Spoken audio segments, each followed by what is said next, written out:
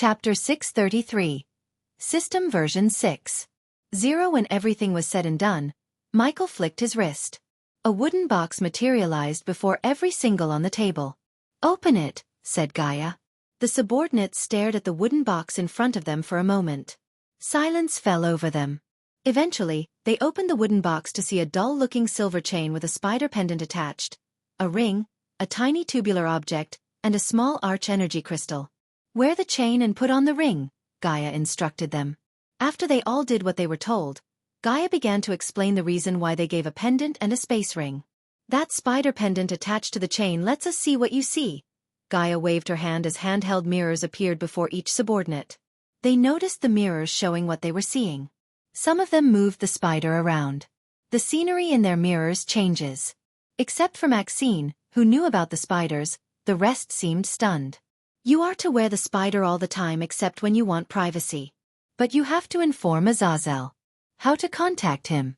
Put the earpiece into your ear." Gaia opened her hands, showing the earpiece to everyone. The subordinates nodded before taking the earpiece from the box and putting it in their ears. "Place your hand on the arch energy crystal." The subordinates one by one grabbed the glowing blue crystal lying on the wooden box's bottom. Sadie was the first to feel a storage sensation in her body when she touched the crystal. A few seconds later, her eyes went wide. A sliver of arch energy coursed through her veins. She felt a connection to the space ring on her finger and the earpiece she just put in her ear. Unlike the rest, Sadie knew the feeling of arch energy. So without a doubt, she could tell she had just felt arch energy within the void line. Although the others took longer to feel the strange sensation, they all shared the same stunned expressions on their faces. "This device will let you communicate with Azazel," Gaia's words sounded inside their heads. The words of Gaia felt like a whisper, but the subordinates heard each of them clearly. It took them several seconds before they realized the words coming from the device in their ear. "Now I know most of you aren't familiar with the feeling of arch energy. But try to focus your mind to send a message. Feel the connection with the earpiece. Speak your names." "Sadie," Sadie sent a message, looking at Azazel. When the old butler nodded, a gentle smile formed on her face. One by one, all the subordinates successfully sent a message. Of course, some failed, but Gaia didn't move on until everyone successfully spoke into the earpiece. "They did it, my lady," Azazel informed Gaia. There was a tinge of pride in her heart. Although it was such a simple menial task, Gaia very well knew the grave importance of communication. With the silver chain and earpiece, the subordinates could contact Azazel any time. "You will be called this day every month. Under no circumstances are you to miss this gathering unless you are dead." Gaia's voice turned cold for a moment. "Since you are all kings and queens, you need ministers and minions to do your bidding. From the next gathering, you can submit profiles of people you want to recruit to us. Also, this goes without saying, if you utter a single word about the Order or the Dark Lord, I will make you wish you were dead." They all could feel the sudden chillness in the air. "If you have any questions or thoughts, you are free to speak now," said Gaia. After several seconds she sat on her throne. Tiberius cleared his throat. He stood up. "Dark Lord, what should we do about Quintus and the assassin who killed Heinberg?"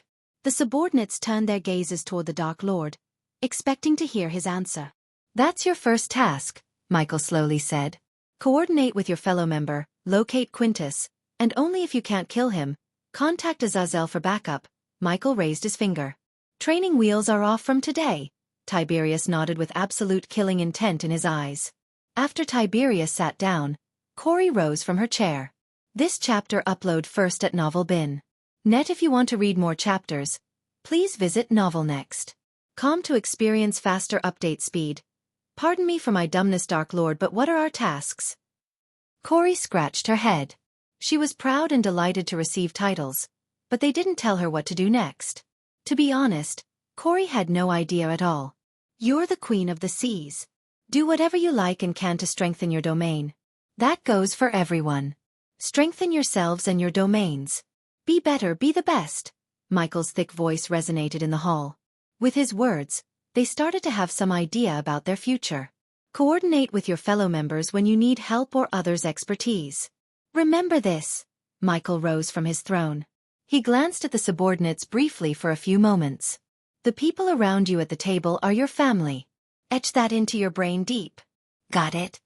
The subordinates bopped their heads up and down. If you don't have anything to say, you can leave, said Gaia. They all remained silent without anything to say. Thus, Michael willed the system to teleport them back to where they came from. After the subordinates left the crypt, Michael exhaled deeply before collapsing onto the throne. Silence fell for several seconds. Michael looked at the empty hall and the empty chairs around the table. He felt proud. A strange sense of achievement rose in his heart. That went okay. Michael removed his mask, threw it on the table, and put his legs atop. Azazel. Michael called for his demon butler. He walked around the throne to stand before Michael's eyes. You are more important to us and the Order. I hope you know that, said Michael. Although Michael's soul bounded Azazel with him, the demon had his own personality and thoughts. He wasn't a robot programmed to serve him until the end of times. It would be troublesome if the demon butler thought he was not as important as the other subordinates. So Michael wanted to clear things up before the demon butler could think like that. I am honored, my lord. Azazel's words and the look in his eyes satisfied Michael. Return to the dark forest and monitor the subordinates. As you wish, bowed Azazel. After dismissing Azazel, Michael waved his hand as a stack of gold coins appeared on the table. The mound of gold coins lit the place with its radiant gold light. What are you going to do? Asked Gaia. Judging by the stacks, Gaia could tell there were at least 10 million gold coins. Her guess was spot on. The mound of gold coins contained exactly 10 million gold coins. Turning them into power, Michael calmly said. Since they were alone in the hall, he didn't use his demonic voice. Under Gaia's curious gaze, Michael waved his hand. A bright light shot out of his body, enveloping the coins. The light swallowed the coins and in a few moments, the light disappeared along with all the coins. Gaia was startled. But when she turned her head, she saw a smile on his face. System, how long will it take you to upgrade yourself? Finally. The system exclaimed as though it was tired of waiting. 3 hours. The host will not be able to use the system during this time. Said the system, do it, Michael ordered the system.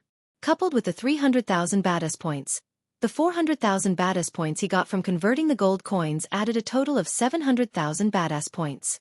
As soon as Michael ordered, the badass points dropped from 700,000 to 100,000. Michael grinned despite losing the badass points and spending 10 million in a snap of time. He felt relieved to upgrade the system finally. Upon seeing the gold coins disappear, Gaia creased her brows. Whatever you did with the coins, I hope it's worth it. It is. Michael wrapped his hand around Gaia's slender waist. He pulled her closer while slowly removing her hand with the other hand. What are you doing? Chuckled Gaia. This chapter upload first at Novel Bin. Net. If you want to read more chapters, please visit Novel Next.com to experience faster update speed. I think you know what I am going to do, he whispered in her ear. Although Gaia wasn't a blushing type, his words created a tinge of redness on her cheek. Upon seeing the blush, Michael pulled her even closer. He could feel her gentle breath and the sweet fragrance. Not wanting to waste the moment, Michael gently kissed Gaia on the forehead. Inch by inch, Michael lowered his lips until he met her lips. Gaia closed her eyes. Her hands explored every inch of his body. When she reached his head, she grabbed his hair and pulled his face closer to the point both of them enjoyed a heavenly kiss in peace and silence. After 3 hours, Michael and Gaia returned to their room. As Michael leaned back on the bed, Gaia and Nightmare slept peacefully beside him. Nightmare curled himself into a ball under Gaia's gentle embrace. Michael wanted to sleep but he simply couldn't. The excitement to rummage through new spells kept him awake. The system upgrade is completed. Current system level 6. 0. The host can now have up to 25 subordinates. The host has received 1 free spell token as a gift for upgrading the system. The host will not get a fixed amount of experience points when slaying a cultivator. Arch Sensing Stage equals 0. Foundation Stage equals 5,000. Body Refining Stage equals 15,000. Body Strengthening Stage equals 50,000. Core Formation Stage equals 1,000,000. Core Strengthening Stage equals 2,000,000. Soul Refining Stage equals 3,000,000. Fusion Stage equals 5,000,000. Half Immortal equals 1,000,000. Immortal equals 2,000,000. Michael creased his brows, looking at the experience points. The system reduced the number of points he would kill after each kill. As a result, leveling up had become harder than ever before. His smile froze on Michael's face. What the heck is this system? Michael asked the system. There was spite in his voice. Calm down, host. The system reduces the points so the host can cross the heavenly tribulation with a 0% chance of dying. Michael's shock and bitterness somewhat calmed down after hearing the system. The system has enabled subordinate kill experience points back. Now the host will receive experience points every time a subordinate kills a cultivator. New spells have been unlocked in the system store. As though the system wanted to change his mind towards something good, it reminded him of the new spells. Just like the system planned, hearing about the new spells made him smile again. Wasting no time, Michael immediately opened the system store to buy new spells. The novel will be updated first on this website. Come back and continue reading tomorrow, everyone. Chapter 634. Buying new spells. When he opened the store, glowing blue cards appeared before his eyes. Michael swiped the cards telepathically. On top of the old spells, Michael saw several new ones. But, to be honest, he had a hard time choosing one. It had been some time since he had bought a new spell. As a result, he couldn't contain his excitement. But Michael didn't let his excitement get the better of him. So Michael decided to expand all the spells and compare them before choosing one. Spell name: Guardian Blade Upgradable. Yes effect. Creates a magical floating sword that'll protect the caster for a period of time. Current level. The sword will protect the caster for 2 minutes. Anyone above the core formation stage will receive 50% less damage. Spell name: Lightning Shield Upgradable. Yes effect. Creates a barrier of electric energy. Current level. Lightning Shield will absorb any magical and physical attacks below or at the body strengthening stage. Spell name: Sileni's Upgradable. Yes effect. Creates a bubble in which time is stopped for a short period. Current level. The bubble lasts for 5 seconds. The area of effect is a 0.5-meter radius. Spell name: Starfire Upgradable. Yes effect. Creates a weapon of fiery energy. Current level. The fire sword's duration is 1 minute. Anyone above the core formation stage will receive 50% less damage. Spell name: Demon's Wrath Upgradable. Yes, this chapter upload first at novelbin.net. If you want to read more chapters, please visit novelnext.com to experience faster update speed effect. Creates a beam of powerful dark plasma energy. Current level. The beam can be fired from one hand. Regardless of defenses, anyone at or below the core formation stage can be killed instantly. Anyone above the core formation stage will receive 65% less damage. Spell name: Alteraro Vulgecto Upgradable. No effect. Creates a demonic portal to a different dimension. Spell name: Eyes of Doom Upgradable. Yes effect.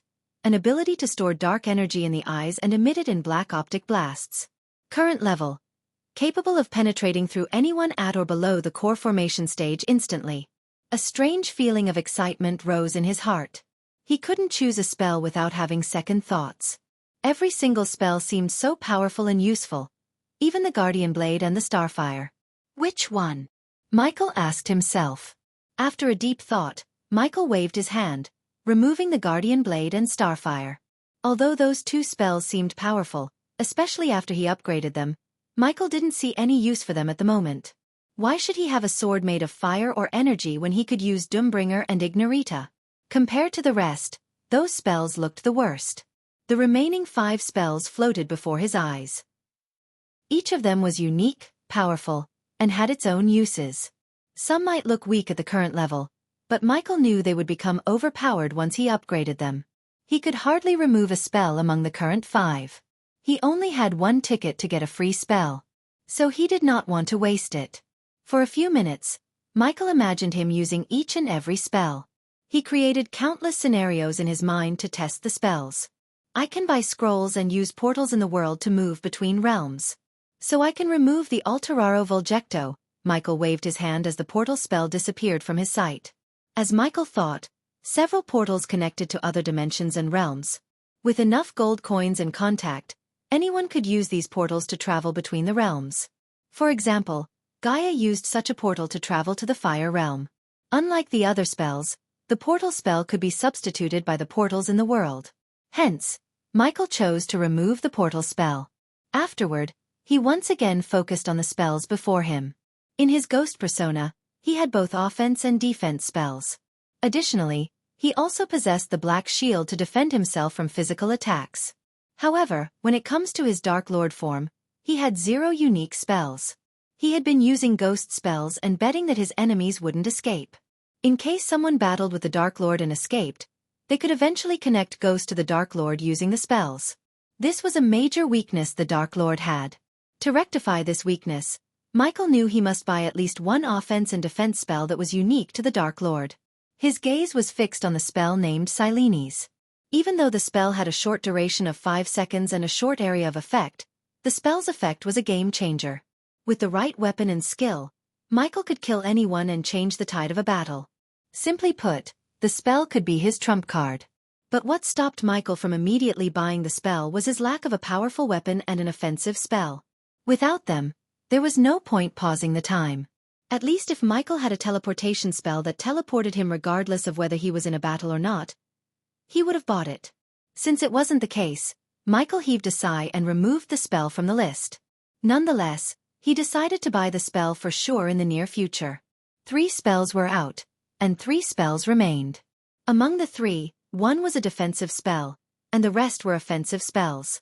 His mind once again created scenarios to assess each spell's advantages and disadvantages. Having the responsive shield made the lightning shield redundant, at least at this moment. Also, the responsive shield was invisible. Therefore, connecting Ghost to Dark Lord might be a bit difficult. Besides, the best offense was the best defense. Due to those reasons, Michael removed the lightning shield from the list. Finally, there were only 2 spells before Michael. Spell name, Demon's Wrath Upgradable. Yes effect. Creates a beam of powerful dark plasma energy. Current level. The beam can be fired from one hand. Regardless of defenses, anyone at or below the core formation stage can be killed instantly, regardless of defenses. Anyone above the core formation stage will receive 65% less damage. Spell name, Eyes of Doom Upgradable. Yes, this chapter upload first at novelbin.net. If you want to read more chapters, please visit novelnext.com to experience faster update speed effect. An ability to store dark energy in the eyes and emit it in black optic blasts. Current level. Capable of penetrating through anyone at or below the core formation stage regardless of defenses. Anyone above the core formation stage will receive 65% less damage. Upon casting the spells, each would yield the same result as the other. But what differentiated the spells was their appearance. For example, the Demon's Wrath would let Michael fire a blast of dark plasma energy from his hand, while the Eyes of Doom would fire optic laser blasts from his eyes. Now Michael had to decide between the 2 spells, thinking which would make him look cooler. Eyes of Doom knocked the Demon's Wrath out of the park when he imagined himself using both spells. Firing black laser beams from his eyes undoubtedly took the crown from his point of view. With this spell, he didn't even have to raise a finger but just had to look at his opponents. Upon finally deciding, Michael willed the system to use the free token on the Eyes of Doom. Ding, the host has successfully acquired the level 1 Eyes of Doom. Eyes of Doom current range 20 meters. System, what's the cost of buying Silenes? 500,000. Michael's heart skipped a beat when he heard the outrageous price. It made sense given the spell's effect, yet 500,000 seemed too much in his mind. Furrowing his brows, Michael asked the system. What's the cost of Eyes of Doom? Asked Michael. 500,000. Once again, the system shocked Michael, who heaved a sigh of relief. In case the Eyes of Doom was way cheaper than the Silenes, his heart would have ached for not choosing Silenes despite his reasonings. I can't wait to test this baby, Michael grinned. Exiting the system, Michael turned his gaze to Gaia. She was still peacefully sleeping with Nightmare in her embrace. He removed the blanket covering his leg up to the knees and walked towards the window. The moonless sky drew his attention. For a few moments, Michael just stared at the dark sky. Eladir. Michael established a connection to contact Eladir. Due to the task of building a teleportation array in the Dark Forest Mansion, Eladir couldn't make it to the gathering. Michael ordered Eldity to try to finish the array before they returned to Mazeroth. There were only 5 days left in their holidays. After that, Michael had to return to Mazeroth. Not that Michael wanted to graduate from Mazeroth, but he wanted to explore the Ukilun realm. It might be risky, yet if he didn't take this risk, he would lose the chance to unravel more about his enemies. The more he learns about the Sky Hall, the better chance he has of beating them. Dark Lord, Elidar's voice sounded in Michael's head. Michael sensed a bit of frustration in the dark elf's voice. How's everything? Asked Michael. I need more materials, Dark Lord. I can't swing my hands and create a teleportation array just like that. Work, you piece of shit. Michael heard Eladir kicking something in frustration. Upon hearing the pissed dark elf, Michael decided to cut his conversation short.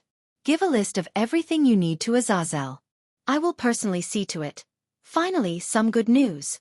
Please, get me those things as soon as possible. I could have bought them, but if I leave this array unfinished, I have to do it again from scratch, said Eladir with way less frustration than before in his voice. I will look around in the Aqua Palace. If there is a place I can get what you need, it's this place, said Michael. Watch your back, Dark Lord. Elves might seem pretty and harmless, but they are the vilest evil creatures in the entire world, Eladir warned Michael before Michael ended the communication. After everything was said and done, Michael took a deep breath. He finished everything he had in his mind for the day. Yet, one thing remained, drilling his mind. Who are you? Asked Michael, looking at the moonless dark sky. Michael recalled the black-robed woman. A strange sense of familiarity rose in his heart. But more than anything, Michael wanted to unmask the woman and learn more about her. Chapter 635. Immortal killing weapon. The next day Michael, Nightmare, and Gaia returned to their VIP room for the last day of the auction with Eve and the elders. Since Michael spent 8 million on the ancient ice core and 10 million on the banker function, he only had 7 million in his system storage and 4 million in his Grand Spire bank account. By the time they reached their room, the arena was overflowing with people. There wasn't a single empty seat in the entire arena. Even the VIP rooms got crowded with various elders. As soon as Michael plunged into his sofa, he activated his thermal vision to look into the Thusian VIP room. To his surprise, there were only silhouettes of men, not any women. She's gone, Michael mumbled under his breath. It was a good thing Layla left the Aqua Palace early. After buying a full skeleton of a dragon, many rogues and nobles might target her regardless of her cultivation stage. She was a big thing in Elon, but in Ar, where every prominent family had at least a fusion stage cultivator, her life would be in danger if she outstayed her welcome. Not to mention the Golden Prince who failed to buy the dragon skeleton even after trying to use his family background. Any plans to buy something else today? Asked Eve. Depends on the items, Gaia simply shrugged. You have something in mind? Eve turned her head to look at Michael. No one knows what they will show today. They keep the last day items tightly lid. Michael couldn't care less about the auction anymore. Even if they showed priceless items, he simply lacked the coins to buy them. He doubted he could buy something for 7 million coins. Besides, Michael came to the auction just for entertainment. Now that he had given the subordinates a roadmap of what to do, he didn't have anything for himself to do other than pass his time traveling around Ar. He leaned back, staring at the empty grass field. Michael cancelled all the noises around him, including the chit-chatter between Gaia, Eve, and Nightmare. Several minutes later, Rixton finally appeared in the sky. Ladies and gentlemen. His raspy voice echoed through the arena. The crowd instantly stopped their chatter almost simultaneously. Silence fell over the arena for a couple of minutes. They all simply watched Rixton look around the ground. A glimmer of satisfaction emerged in the old man's eyes. Finally, Rixton raised his hand. Let the final day of the aqua auction begin. The sound of Rixton's voice, louder beyond human limit due to the arch energy. When he dropped his hand, the iron pillar slowly emerged from the ground. To everyone's surprise, they saw a piece of yellowish bone atop the pillar. Ulna, Michael mumbled to himself. Although the bone had several chips and looked ancient, there was no doubt in Michael's mind. The bone was an ulna. Whether it belonged to a human or another race member, Michael did not know. Compared to the dragon skeleton, the energy radiation coming from the ulna bone was on another level. If the energy radiated by the dragon skeleton was a pond, the energy coming from the ulna was an ocean. At the same time, Michael noticed countless runes glow in the ground around the bone. The runes harmlessly dispersed the energy radiation. Otherwise, the commoners below the core formation stage would choke to death. An immortal's bone, Gaia gasped in shock. Everyone glared at the bone without moving their gazes. But only a few like Gaia could recognize the bone's origin. This chapter upload first at Novel Bin. Net, if you want to read more chapters, please visit novel.Next.Com to experience faster update speed. What's with these people and bones? Michael creased his brows. This was the second time Michael saw bones startling the crowd. Unknown to Michael, the Aqua Palace sent their treasure hunters to the treacherous ocean and to the demon's grave. Both these places were basically ancient graveyards. They found the dragon's skeleton in the treacherous ocean and the immortal bone in the demon's grave. It was a dangerous expedition. The Aqua Palace lost several powerful men. But thanks to the Arctic Hall of Sea Folks, the Aqua Palace had no lack of powerful people. Unlike the cultivators on the land, the Sea Folks avoided wars. As a matter of fact, the Sea Folks only had one war several thousand years ago. But that war was nowhere close to the great wars the humans, elves, or any other race living on the land had gone through in the number of casualties. Each war put the cultivators on land several hundred years behind the Sea Folk. This was the major reason why the Sea Folks had countless fusion-stage cultivators while they were such a rare commodity on the land. Many curiously waited for Rick's turn to explain. Ladies and gentlemen, this is an arm bone of an immortal. It contains 20 times more energy than the dragon skeleton. As some of you might know, that's not what makes this bone, or any bone of an immortal, a diamond among artifacts. Rick's tongue paused for a moment to let the people guess what made a bone of an immortal so special to the point it would cause war between kingdoms. Michael turned his gaze to Gaia. But before she could answer Michael, Rick's tongue continued. Only a weapon made of immortal bone can kill another immortal. A simple short sentence from Rick's tongue had caused countless gasps in the arena. Those who thought an immortal could not be killed were completely in shock, including Michael. Granted, an immortal would be completely immune to aging, sickness, and injuries. After crossing the tribulation, each step into the half-immortal stage would have a body that's free of all the above. However, that didn't mean they were invisible. Standard weapons leave no cuts as their bodies were simply too strong. But the only weapon capable of killing a half-immortal or an immortal was a weapon made of an immortal's bone. What makes the immortal bone a treasure counted by many is, Rick's tongue raised a finger, only a weapon made from an immortal bone could kill another immortal. A strange feeling of disappointment emerged in Michael's heart. Michael's mind momentarily went blank. What was the point of calling them immortals if the immortals could be killed? Michael did not have any answer to his own question. System: do I need an immortal bone to kill other immortals? The host can choose between various weapons and blueprints in the system store. There is no need for you to look for bones unless you have too much money and far less intelligence. Michael creased his brows, hearing the ridicule in the system's voice. He initially thought the immortals could not be killed and only he could slay them with the help of the system. Then, however, he was proven wrong. According to Rick's tongue, anyone with a piece of immortal's bone could slay another immortal. You won't find a little piece of immortal bone, let alone a large piece such as this. It's something even the Aqua Palace could get once a century, if we are lucky. Upon hearing Rick's tongue, many shuddered. They silently gasped. Many who sat in the first row felt their heads throb. Despite the runes, the leaking radiation still affected some people. Hence, Rick's tongue cut his description shorter than he initially planned.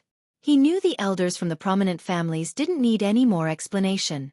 The starting price of this immortal bone is 400 million, 500, 600, 800, 1 billion. This chapter upload first at novel.Net. If you want to read more chapters, please visit novel.Next.Com to experience faster update speed. 1.3 billion, 1.5 billion. The bids continued to rise rapidly. There was no pause between each bid. None of the elders seemed to let go of the bone. 2 billion, Gaia shouted from the room.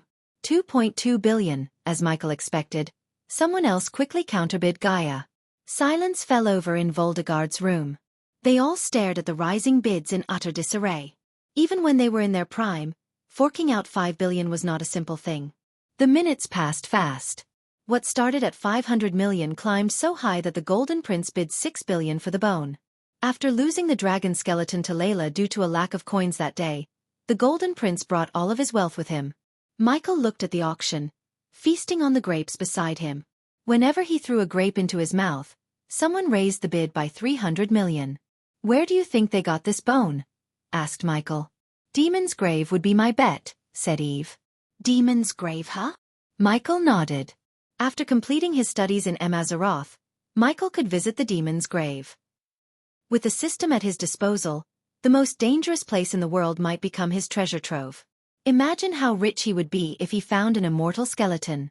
While Michael was in deep thinking, the bit of the bone finally began to slow down. 8 billion. The Golden Prince's voice resonated in the arena. 10 billion. Suddenly, an elder from the Hunt family surprised everyone by raising the bid by 2 billion. Hunt elders. The Golden Prince initiated a conversation with the elders. Before his words, Michael didn't know the ones who counterbid the prince was the Hunts. If we counterbid each other, we can go till tomorrow. Why don't we split the bone in half? Upon hearing the Golden Prince's words, many trembled. Even Rixton stared at the prince's room with wide eyes. For a few moments, the auction stopped as silence took over the arena.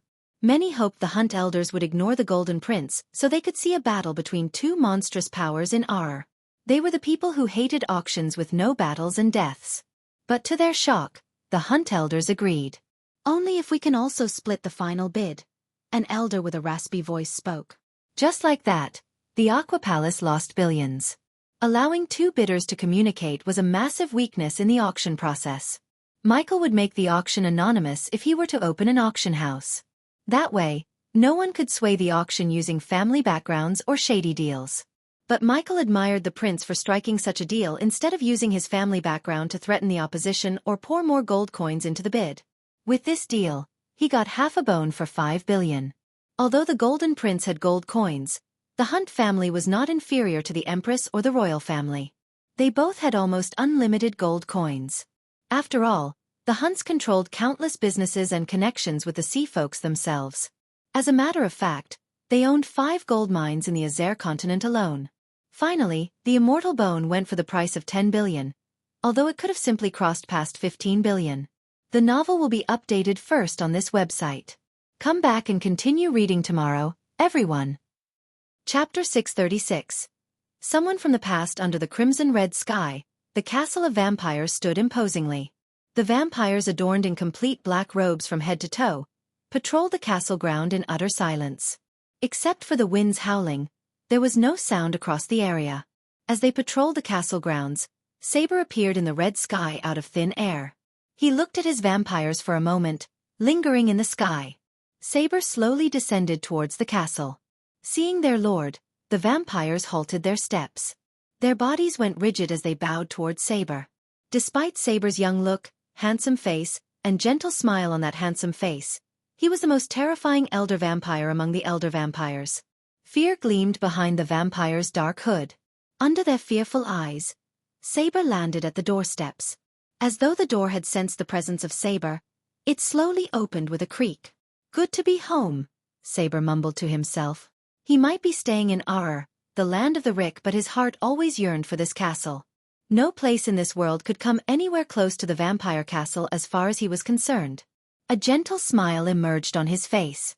Saber navigated through the intricate dark corridors and arrived at a gray stone wall. He placed his hand on the wall, sending a sliver of arch energy into it.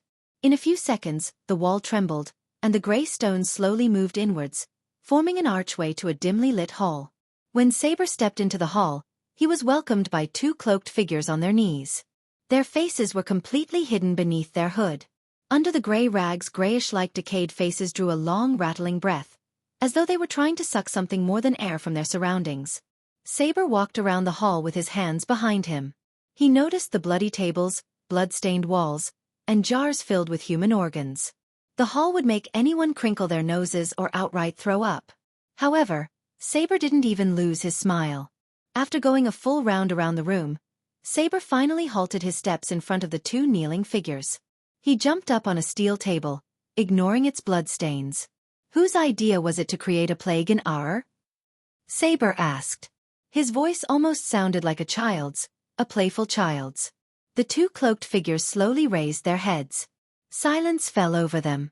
I asked you a question. His playful tone contained a hint of killing intent. The 2 cloaked figures shuddered. Eventually, a growling voice of a woman came from one of the cloaked figures. Lord Nello ordered me to create the plague elder Saber. The cloaked figure shivered. Is that so? Saber slightly tilted his little head. But I didn't want to, the cloaked figure panicked. Why is that? Asked Saber. Because Elder Saber hasn't told me to. This chapter upload first at Novel Bin.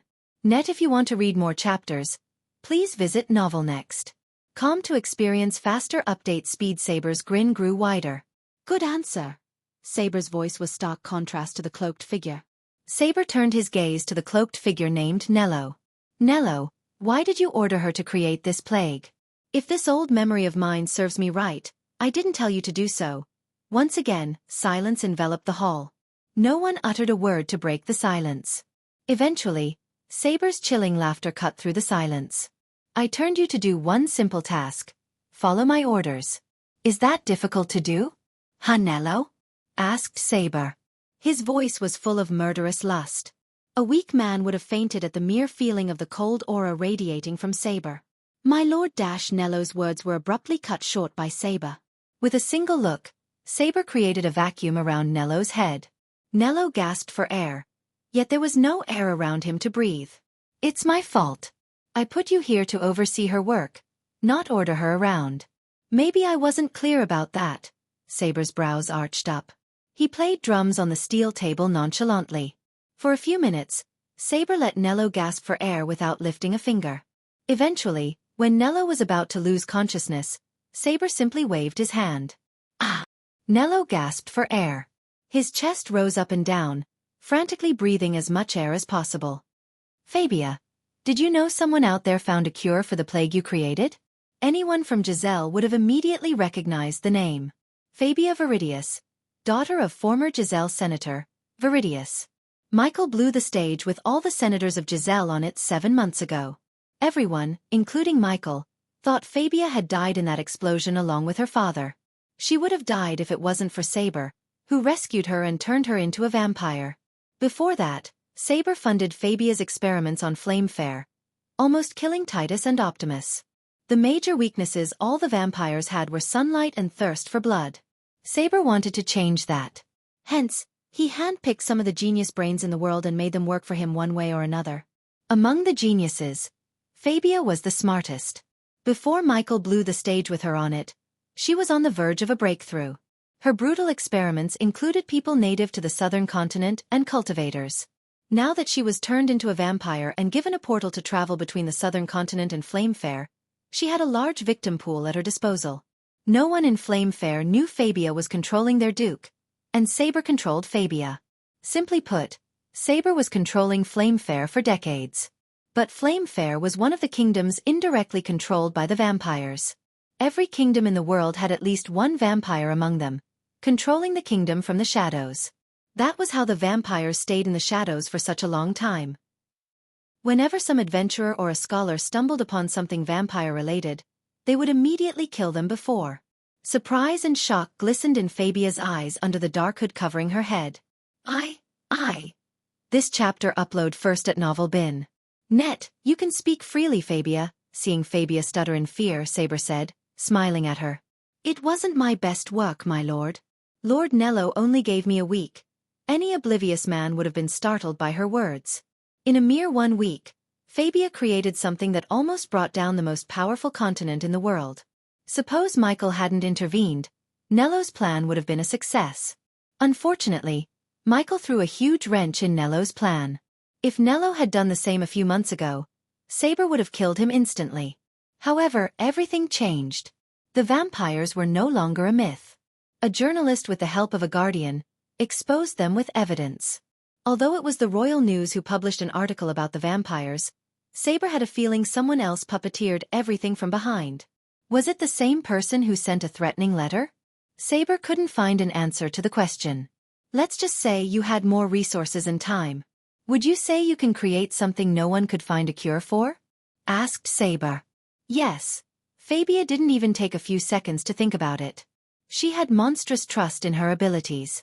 With Saber's support, she knew she could create a new strain of plague that no one could cure. Her answer satisfied Saber. Her confidence and her abilities were what made her such a valuable asset. Otherwise, Saber would have let her burn to death. Looking at the smile on Saber's face, Fabia sighed inside. The smile symbolized she had evaded a death sentence from her master.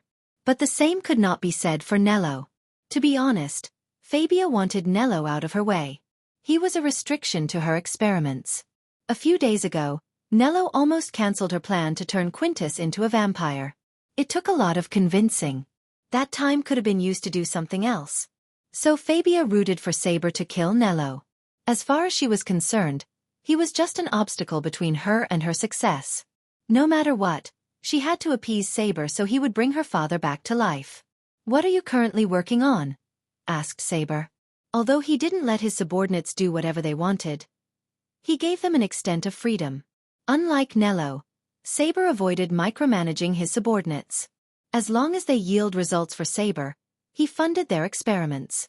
At the moment, Saber had 12 secret laboratories worldwide, and each one of them had a genius like Fabia working on the betterment of vampires. They were all preparing for the possible war against the Dark Lord. "Hybrid soldiers, my lord. I have successfully created an assassin. Now I have put a hybrid warrior on the field and waiting for results." Fabia's voice had a tinge of pride. The assassin she created successfully killed a seasoned warrior such as Heimberg in a matter of seconds. Compared to the assassin, Fabia had more hopes and expectations for the hybrid warrior she had recently created. He was none other than General Quintus.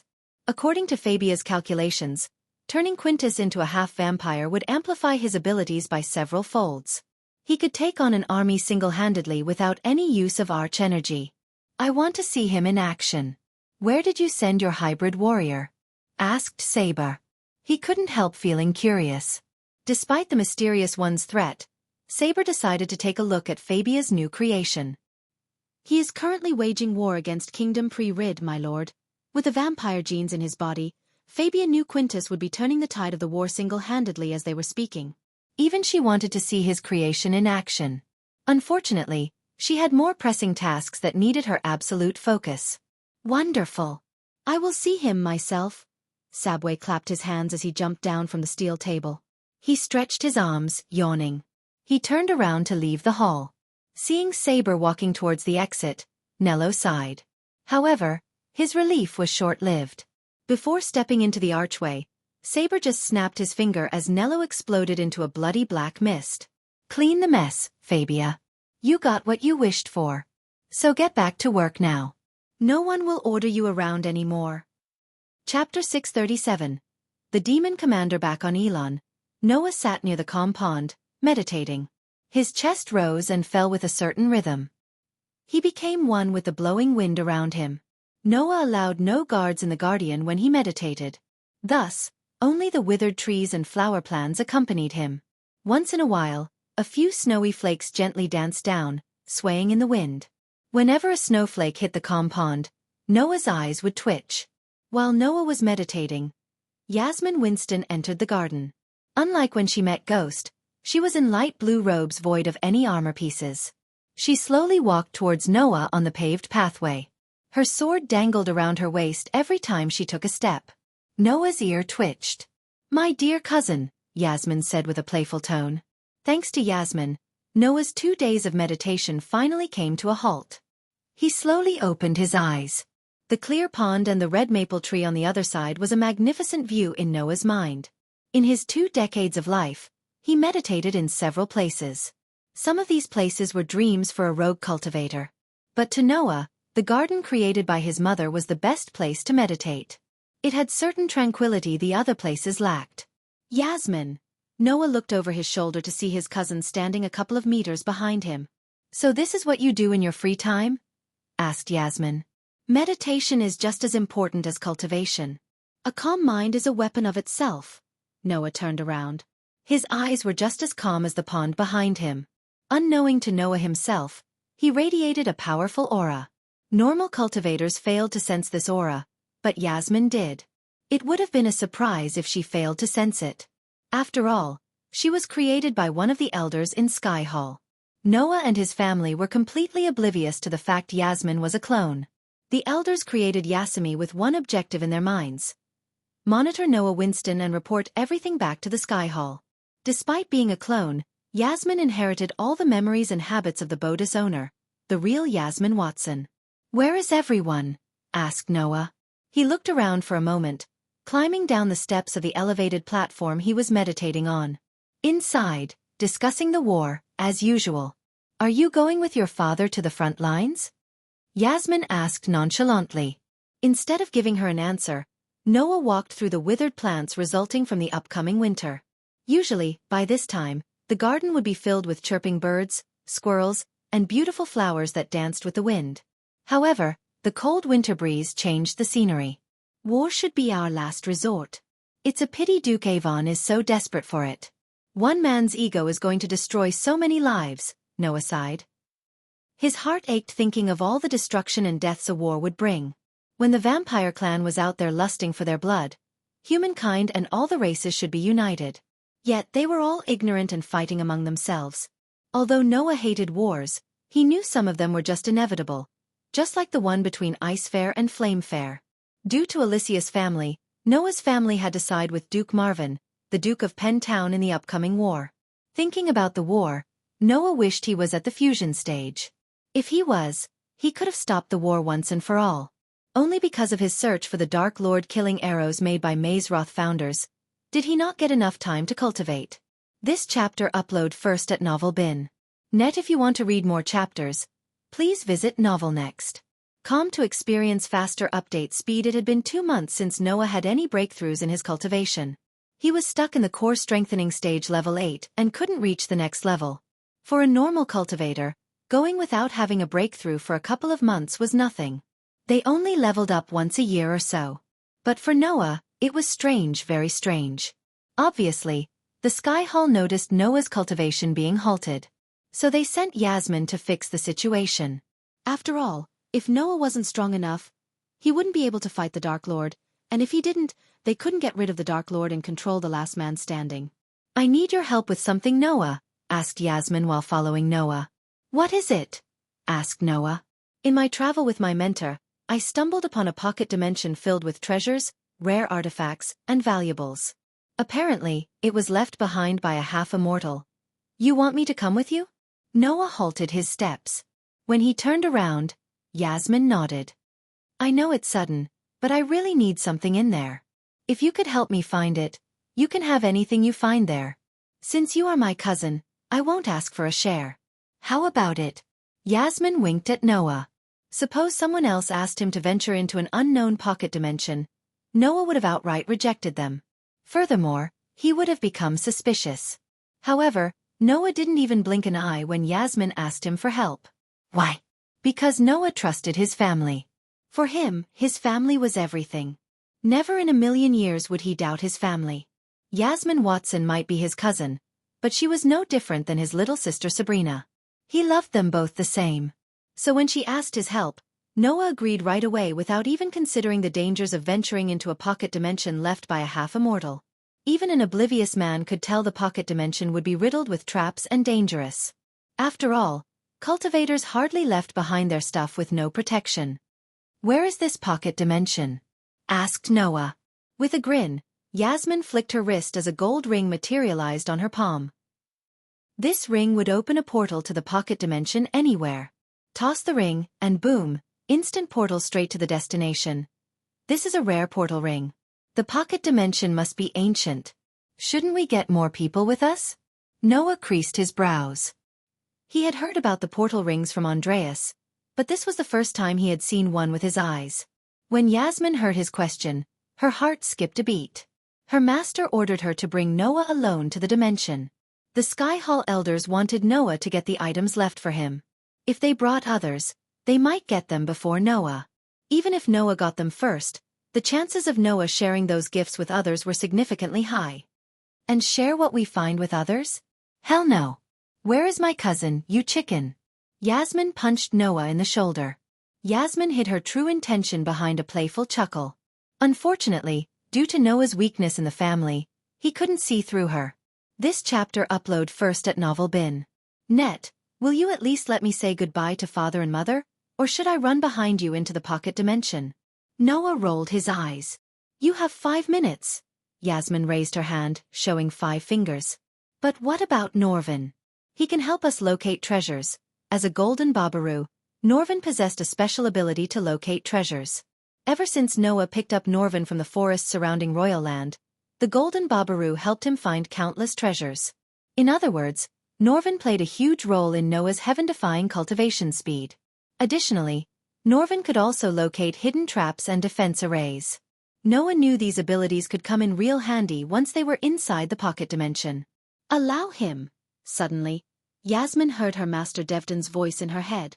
The elf was watching Noah through Yasmin's eyes. What the heck? Bring him. Yasmin nodded as though it was her decision. Noah nodded back and headed towards the mansion, leaving Yasmin behind. Seeing Noah, several maids bowed and greeted him with a smile. Noah nodded back at them, eventually reaching the main hall, where he saw several people gathered around his father. Except for his mother, everyone was in their battle armor. The warriors were divided by their armor colors. One group led by an old man wore icy white armor. They were combined of the Ice Fair's Duke Declan's men and House Bellafort's men. House Winston's soldiers were adorned in pale blue armor among the other two. At the same time, Duke Marvin's men wore emerald green armor. When the soldiers saw Noah, everyone stopped their murmurings. Silence fell over them. But the silence was short-lived as the old man greeted Noah with a wide grin. There he is, my grandson-in-law. The old man's voice was full of life. His neatly combed, ashen hair was tied into a ponytail. Compared to Ethan, who was a muscular man who could destroy a tree with his hands, the old man was skin and bones. An oblivious man wouldn't even spare a second glance at the old man. But his reputation was a stark contrast to his appearance. The old man's friends and family called him Xavier, but his enemies called him the Demon. He was the reason no one dared to wage war against Ice Fair. Even the so-called sword masters of Aragoth feared to battle Xavier one-on-one. The old man was an unstoppable killing machine. One could count the warriors who could fight the old man head-to-head with swords with one hand. In his early years, Xavier fought Maxim Barnes, who was a swordmaster then, and came close to defeating him. Although the battle ended in a draw, Maxim still had a tinge of fear for the old man in his heart. Even to this date, many sects and academies taught their disciples about Xavier and his sword mastery. "Grandpa," Noah greeted Xavier with a grin. The old man embraced Noah in a tight hug. Despite his thin stature, Noah felt like he was being crushed by two boulders. Seeing their commander loosening up, the soldiers looked a little bit relieved. "You look a bit exhausted. Are you eating well?" "It seems my granddaughter is failing at her duties as your fiancée." Xavier turned his gaze toward Alicia. She looked a bit flustered, but she quickly managed to throw a cold glare at her grandfather. Even though the old man was feared across Elon, he was just a doting grandfather to Alicia. Many under Xavier's command still couldn't believe there was a playful side to their demon commander. "He is worried that he's stuck at the core strengthening stage." Norvin leaped onto Noah's shoulder out of nowhere. "That's it? These old bones are stuck at the soul refining stage for years. I'd be happy if you were stuck at the core strengthening stage for a couple of more years. I cannot let a youngster outrun me. I have a reputation to protect, after all." The novel will be updated first on this website. Come back and continue reading tomorrow, everyone. Chapter 638, They Stole Ghost's Shipment. Few hours before the Aqua Auction final day, inside a dimly lit room, a man was tied to a chair and beaten to a pulp. The man's face was bloody and swallowed beyond recognition. Several cuts riddled his body. Anyone with eyes could tell the man was tortured mercilessly. Slowly, the man's eyes closed. Looking at the man's head falling down, a man walked out of the shadows. He was tall, muscular, and had messy brown hair. "Lord Malin." The man turned his head to see a guard entering the room. "Lord Ricky is on his way here," the soldier said. There was a tinge of panic in his voice. "Shit," Lord Malin cussed. He wanted to heal the man in the chair so he could make him feel the pain once more. How did he know this soon? Lord Malin questioned himself. House Bradley had been escorting Ghost's shipment for a year now, and they had never faced a problem until now. The entire shipment was stolen by masked men when the carriage containing the potions and pills were traveling through the forests surrounding Kethen. A group of highly trained masked men ambushed House Bradley and Rainshade Merchant Guild guards and stole everything inside the carriage. Although the masked men managed to kill many guards and escape with the shipment, the guards caught one of the masked men. That unlucky fellow was the one in the chair, getting tortured by Malin himself. As Lord Malin was thinking about how Ricky, the right-hand man of Ghost, learned about the ambush, Ricky entered the dark room with a couple of guards of his own. As usual, they all dressed in complete black, just like their lord, Ghost. Lord Ricky, due to Ricky's appointment as a minister and his status as Ghost's right-hand man, everyone started to call him Lord Ricky. When Ricky entered the room, He noticed Malin standing there with no shirt to cover his upper body. He was stained in blood. Judging by the man tied to the chair, Ricky could tell where the blood came from. Even if the blood came from Lord Malin himself, Ricky wouldn't give a damn. He was super pissed and on the verge of killing everyone in the room. He wasn't the same gate guard Ricky anymore. After being Ghost's right-hand man and managing his affairs for a long time, Ricky became more dominant and less merciful. "Tell me he is one of the men who stole the shipment," asked Ricky. His voice was cold. Killing intent radiated out of every pore in his body. No matter what it takes, he must get back the shipment and fix the situation. That was the only way to escape the wrath of Sister Elia. "Yes," Lord Malin nodded. A year ago, Lord Milana wouldn't have spared a second look at a commoner such as Ricky. He was a lord of a noble family and a core-strengthening stage warrior. Now, he had no choice but to show respect to Ricky. "Did he tell you who stole the shipment?" asked Ricky. Fortunately, Malin received an answer from the thief after hours of torture. Ricky creased his brows as immense killing intent made the temperature in the room drop by a few degrees. "Who?" asked Ricky. "Duke Avon." He ordered his men to rob the supplies. "They are planning to use the healing potions for themselves." For a moment, Ricky was stunned. But after thinking about where the shipment was going, everything made sense. A few days ago, Lord Ethan from House Winston bought all the healing potions in preparation for the upcoming war against Flamefair. Since Lord Ethan had a good relationship with Master Ghost, Ricky sold all the healing potions along with several other products to Lord Ethan. Ricky gave his word to Lord Ethan that everything would reach his manor in 2 days. Now that the shipment had been stolen, Ricky was enraged. "You!" Ricky turned his cold gaze to the man in the chair. Looking at his frail state, Ricky flicked his wrist as a healing potion materialized in his hand. This chapter upload first at Novel Bin. Net. If you want to read more chapters, please visit novelnext.com to experience faster update speed. "Lift his head," Ricky ordered his men. While Lord Malin and his guards were staying behind, Ricky's men lifted up the thief's head. Ricky slowly opened the thief's mouth, pouring the healing potion into it. In a couple of seconds, Ricky emptied every single drop of the healing potion into his mouth. Lord Malin furrowed his brows. He couldn't help wondering what the heck Ricky was doing. He just wasted 15,000 gold coins worth of healing potion on a thief. Where am it?" the thief mumbled. "Am I dead?" The thief was tortured to the point he doubted his reality itself. When his vision cleared, the thief's eyes went wide. Finally, he realized where he was and what he was doing. "Not yet," Ricky answered the thief with eyes full of murderous intent. "Did Duke Avon order you to steal the shipment?" The thief did not answer. Silence occupied the room for a moment. "Let me rephrase my question. Did Duke Avon order you to steal the shipment belonging to Master Ghost?" The thief trembled, hearing Ricky's cold voice. Ricky's eyes turned predatory. If a gaze could kill a person, the thief would have died by now. The thief recalled what happened to him an hour ago. Every cut, bruise and punch brought upon him made him shiver.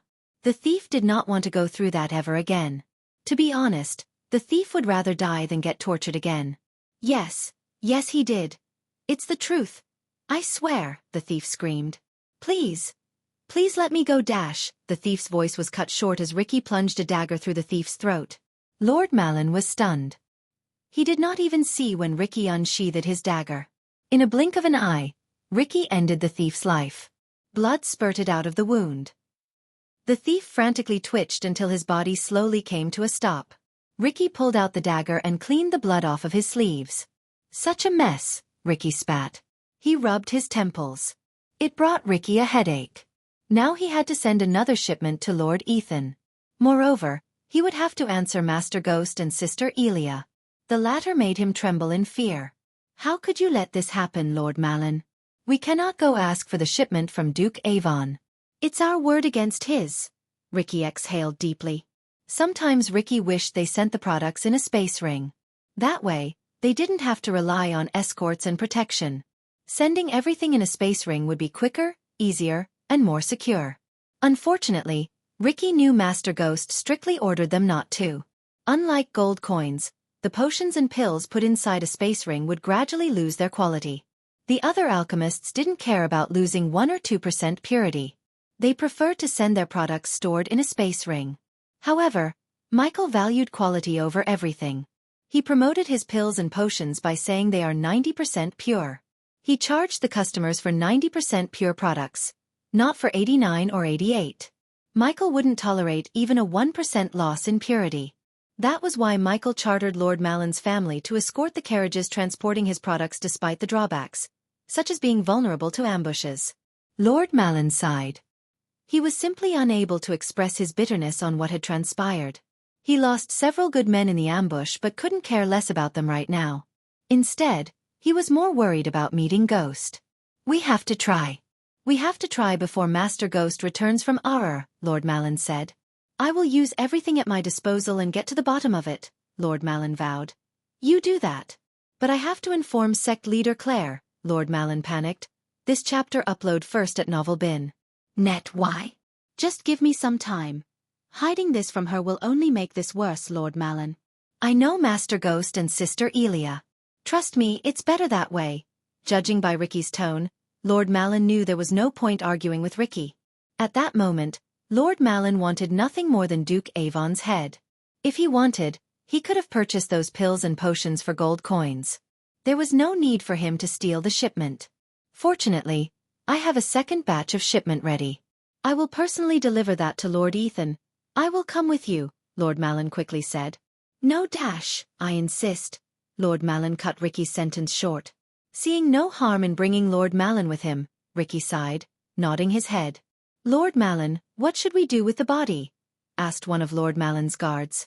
Cut his head and send it to Duke Avon. Before Lord Malon could give an answer to his guard, Ricky answered the guard. If I was him, I would die in the war. Because once Sister Elia learns what he did, she will make him wish he was dead, Ricky said before walking out of the room with Lord Malon. Back in the dark forest, Azazel saw everything that had transpired. He saw everything from how Lord Malon furiously tortured the thief to Ricky ordering the guard to cut the thief's head. A while later, Azazel slightly moved his head to see a red-haired man in his early 40s. The scar from his left eye to his upper lip gave him a villainous look. Looking at crates filled with healing potions, the man smirked. Duke Avon. Azazel coldly uttered the name. The man was the Duke of Flamefair, Avon Jilks. You're a dead man, Azazel said. Although Lord Ethan ordered and paid for the shipment, it belonged to Ghost until the shipment was delivered to the client. That was how Michael treated his business. By attacking the carriage and stealing the shipment, Duke Avon practically attacked Ghost. So the Duke had to pay for what he did. My lord, Azazel contacted Michael through the telepathic link between them. Azazel. Azazel heard Michael's voice in his head. My lord, one of our shipments were attacked and stolen. For a few moments, Azazel received no response from Michael. Who? Azazel felt a chill running down his spine when he heard Michael's murderous voice. Duke Avon, the Duke of Flame Fair, said Azazel. Chapter 639. New Elder Vampire. After leaving Fabia's laboratory, Saber headed straight to the main hall, where the other Elder Vampires were waiting for him. Among the 10 seats around the stone table, only 3 seats were taken. Trista, Lenora, and Ingram welcomed Saber with a nod. Saber slowly pulled his stone chair back. The chair made a creaking noise. Read Chapter 474 to refresh your memories about the vampires. Have you found Hakon's killer? Asked Lenora. Ingram and Trista turned their gazes to Saber. Not yet, Saber simply shrugged. He didn't share the letter he received from Harriet when he was in Auror. Elder Ingram, you wanted to talk about something. Saber ingrained the 2 lady vampires and turned his gaze to the oldest elder vampire among them, Ingram. How prepared are we to face the Dark Lord? Ingram asked. He was always the quiet one, but when he asked this question, there was gravity in his voice. Why are you asking this so suddenly, Elder Ingram? Trista asked. Among all the vampires, they only called Ingram Elder due to his age and power. To this date, the vampires didn't know Ingram's cultivation stage. He kept his powers well hidden. Because of that, Ingram was the most feared and respected. Haven't you heard what happened to the Holy Church in the Royal Land? Lenora quickly asked Trista. Of course, I heard about that. My question is, what does that have to do with us? If you ask me, the destruction of the Holy Church works in our favor, said Lenora. It has everything to do with us. The Dark Lord is hunting down everyone he deems evil. I think we qualify to be called evil all the way, chuckled Trista. Elder Ingram, unlike Lenora and Trista, Saber didn't take the threat of the Dark Lord lightly. According to what I heard, we aren't strong enough to fight the Dark Lord. If he decides to hunt us down, we will have a problem, said Saber. Silence fell over them for a few moments. We may have to call upon all the elders, at least those who are alive, Ingram calmly said. His words shocked everyone. Why? Because it had been almost 100 years since all the 10 elders gathered in one place. This chapter upload first at Novel Bin. Net. If you want to read more chapters, please visit Novel Next. Com to experience faster update speed. Elder Ingram, are you thinking of waking up a blood prince? The word sent shivers down Trista and Lenora's spines. The Blood Prince was one of the ancient vampires. They were the first creations of the Vampire Lord. However, due to their violent nature and long lifespan, the Blood Princes entered a state of slumber thousands of years ago. No one knew how many Blood Princes were in this world. Their records were lost in time. For now, the elders had access to one Blood Prince. Only through a special ritual could they wake up a Blood Prince. But waking up a Blood Prince had several drawbacks. One of them was that the elders would have to listen to the Blood Prince until the Blood Prince entered the slumber state. Simply put, they would take over the Deathless clan. Ingram nodded. But Trista's words were cut short when Ingram raised his hand. I saw the Dark Lord slaughter the Holy Guards. It wasn't a battle, as the mortals claim. It was a one-sided massacre. He killed several soul refiners within a snap of time. In my eyes, he wasn't even using a fraction of his true power. The words startled Trista and Lenora. In the night, they all could reach the fusion stage level 8. That was their base cultivation power. Coupled with immunity to spell attacks, regeneration, and inhuman speed, the vampires turned into a terrifying force of nature. A typical fusion stage cultivator would not be able to defeat the elder vampires. Unless one had a primordial flame, defeating an elder vampire was nearly impossible. We are not prepared to face him. That's the truth. Ingram's gaze swept across the other three. Waking up a Blood Prince may be our only way to end the threat before it ends us all, said Ingram. His voice sounded more grave than usual. Elder Ingram, we have to think this through before we act. Waking up a Blood Prince isn't that simple. He or she would take over the clan. They would order us around. And think about our current state. The entire world knows we exist. What if the Blood Prince decides we are not capable of leading the clan and choose new elders? Lenora panicked. Her words had some merit. Saber knew this. To be honest, even he wasn't entirely on board with waking up a Blood Prince. As far as he was concerned, waking up a Blood Prince had more drawbacks than benefits. However, if Elder Ingram decides to wake up a Blood Prince, they would have no choice but to follow him. Forget about the Blood Prince. If they disagreed with him, Saber knew Ingram would kill them all and replace them with new elders. Unlike Trista and Lenora, Saber witnessed Ingram slaughter a group of vampires mercilessly in the Azer continent almost 100 years ago. They were all elder vampires created by Ingram himself. Although they possessed the title of elders, they were all inferior to the elders at the Round Table. Those elder vampires were tasked to eliminate all the kings and queens in Azer at that time. To their bad luck, they failed, almost exposing the vampires in the process. As a result, Ingram slaughtered every single elder vampire without a shred of mercy. Despite his calm composure, Saber knew how cruel Ingram really was. The entire Deathless clan thought Saber was the most terrifying, but Saber himself was terrified of Ingram. Even if Trista, Lenora, and he teamed up, they would stand no chance against Ingram. Hence, Saber didn't want to go against Ingram's wishes. I lived longer than the three of you combined. I know a threat to us when I see one. The Dark Lord is a threat. Don't make me repeat my words. Ingram creased his brows. The room became colder to the point that they could all see their breath escaping their noses. His eyes glimmered with intense killing lust. We will do as you wish, Elder Ingram, Saber quickly exclaimed before the situation escalated further. But we have one tiny problem. We only have 9 elders, said Trista. No, we have 10, said Saber. But, except for Ingram, the other vampires didn't have a clue about the 10th vampire. Saber just clapped as the open space in the table's center slowly opened as a figure emerged from the ground. Upon seeing the elders, the figure dropped to one knee and removed his cloak. I turned him, and if we all agree, he can be an elder at the table, said Saber. Trista and Lenora stared at the red-haired human for a few seconds. This chapter upload first at Novel Bin. Net. Why do I have the feeling I saw him somewhere before? Trista rubbed her chin. Wait a minute. Lenora recognized the scar on his face. Then she had a light of realization. You're the Duke of Flamefair, exclaimed Lenora.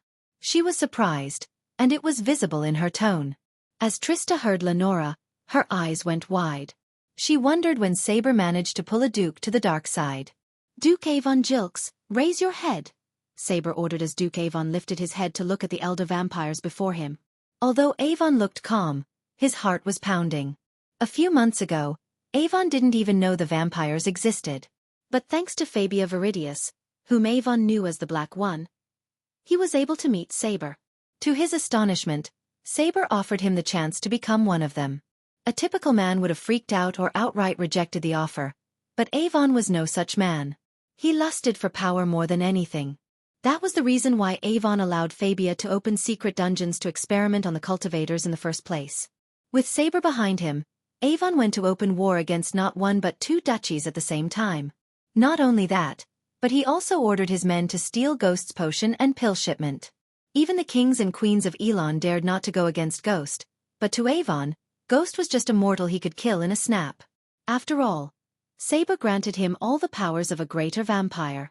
From what he had seen, no mortal, whether they were prodigies or freaks of nature, stood no chance against a vampire. Why did you choose him? Asked Lenora.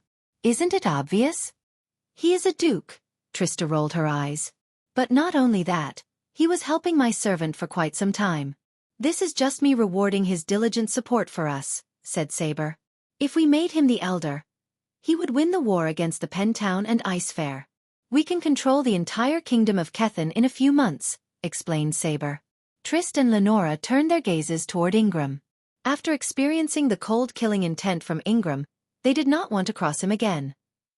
Besides, Saber was right. Controlling the Duke meant controlling his duchy. Once they could control the three duchies, the entire kingdom would soon be their hunting ground. They could hunt, recruit more subordinates, spread their influence, and much more. Simply put, the possibilities were endless. After contemplating for a few moments, Trista and Lenora nodded, agreeing to turn Avon into an elder. I, Lenora Beatrix, agree to turn Avon Jilks into an elder of the Deathless Clan. I, Trista Nevada, agree to turn Avon Jilks into an elder of the Deathless Clan, Saber nodded.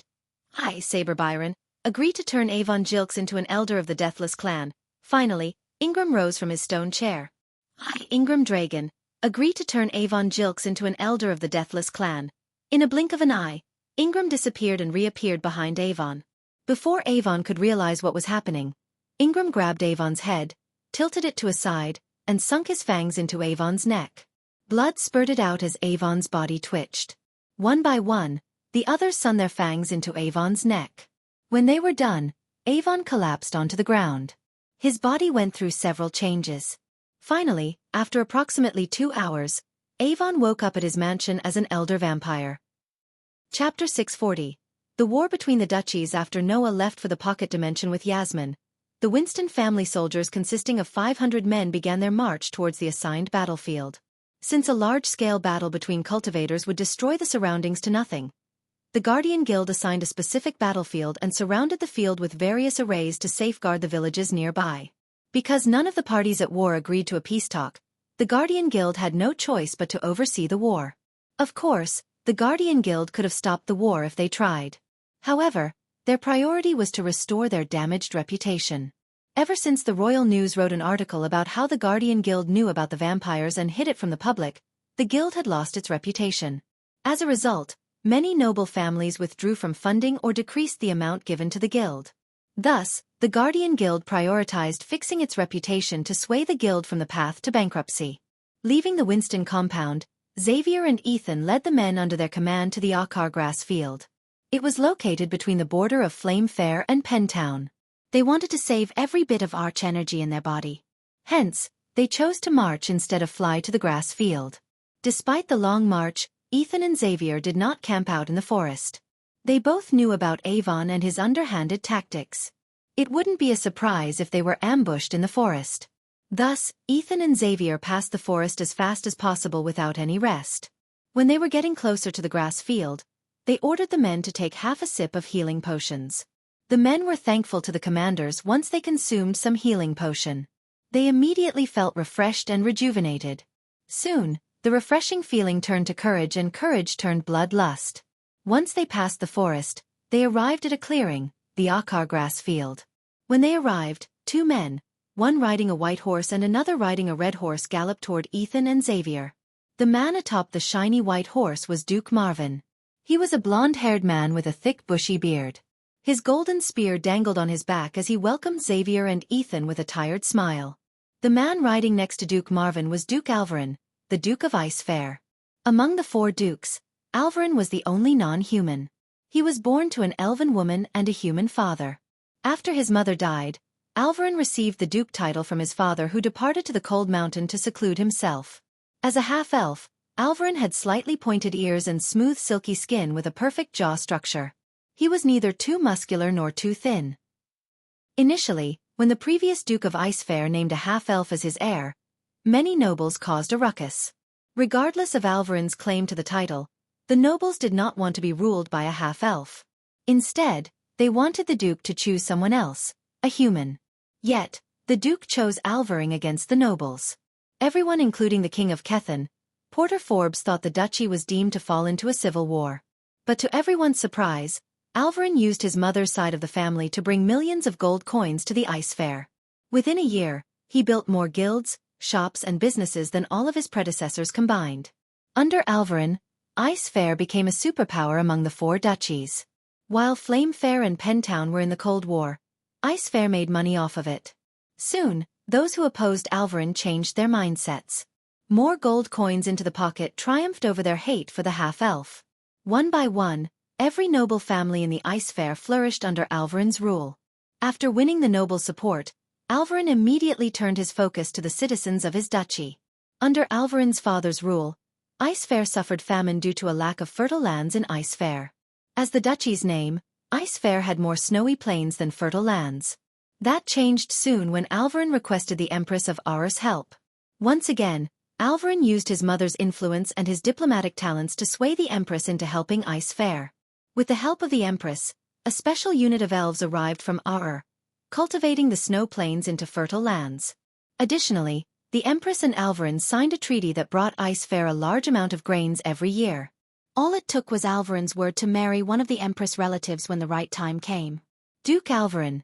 Xavier was surprised to see Duke Alvarin on the battlefield. Alvarin was a diplomat, not a warrior, at least none had seen him battle before. So when Xavier saw Duke Alvarin himself on the battlefield, he was surprised. This chapter upload first at novel.bin.net. If you want to read more chapters, please visit novel.next.com to experience faster update speed. Commander Xavier, Lord Ethan, Duke Alvarin gently smiled at the both. Before you say anything, I am just here to oversee the battle, not to participate in it, Alvarin said.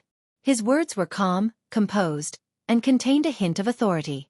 I have brought you 500 archers from my personal army as I promised, Commander Xavier. Xavier turned his head to the side and saw 500 archers clad in silver leather armor. They stood behind Duke Marvin's iron-armed soldiers on the front lines. Duke Marvin's men were divided into two platoons. One platoon consists of warriors wearing crimson-red armor. They were armed to the teeth and each held a long golden spear. The second platoon stood between the archers and the iron-armored soldiers. Instead of armor, they were in their robes. These platoons contained cultivators who specialized in long-ranged and supporting spells such as defense barriers and healing spells.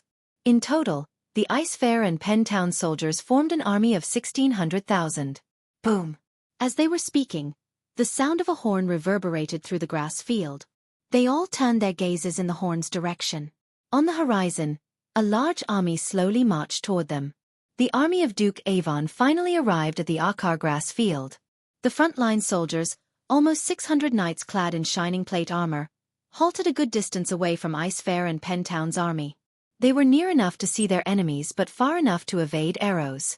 The archers of Duke Alvarin quickly nocked and aimed their arrows at the newly arrived army. Commander Xavier. Alicia descended from the sky after scouting the area ahead. She was in her battle suit, armed to the teeth. Except for her head, metal armor covered every part of her body. Her sword dangled on her waist while she held a golden spear, just like her comrades in her hand. Although Xavier was Alicia's grandfather, on the battlefield, he was her commander. Hence, Alicia bowed her head and addressed him as commander. This chapter upload first at Novel Bin. Net, our enemies have 1,600 soldiers, 600 knights, 500 archers, and 500 mages, reported Alicia. Any idea how strong they are? How many core formation stage warriors? Are there any soul refiners? Asked Xavier. No, Commander. Duke Avon has some mages who cast a shield around them. It prevents any means to see their cultivation levels, said Alicia. Ever since the Hydra woke up from its slumber, it had been preventing the cultivators from seeing others' cultivation stage. It was a double-edged sword, especially for the soldiers on the battlefield. They wouldn't be able to gauge how strong or weak their enemies were. If they were lucky, they could end up fighting a weaker opponent. If they were not, then most probably they would die. This all ends here today, Ethan exclaimed. He was sick of losing his soldiers to Avon's underhanded tactics. His eyes gleamed with battle lust. When Harriet was at his cultivation stage, Ethan fought head-to-head with her. Before becoming the Lord of Winston family, Ethan was the only man who came close to defeating Harriet Hunt in close combat. Even to this day, many adventurers in Auror sing about the Black Hawk, Ethan's adventurer guild name. Return to your regiment, Xavier ordered Alicia with a pat on her shoulder. An affectionate smile rose on his face. With a nod, Alicia joined the front line. Seeing his granddaughter joining the knights, Xavier sighed inside.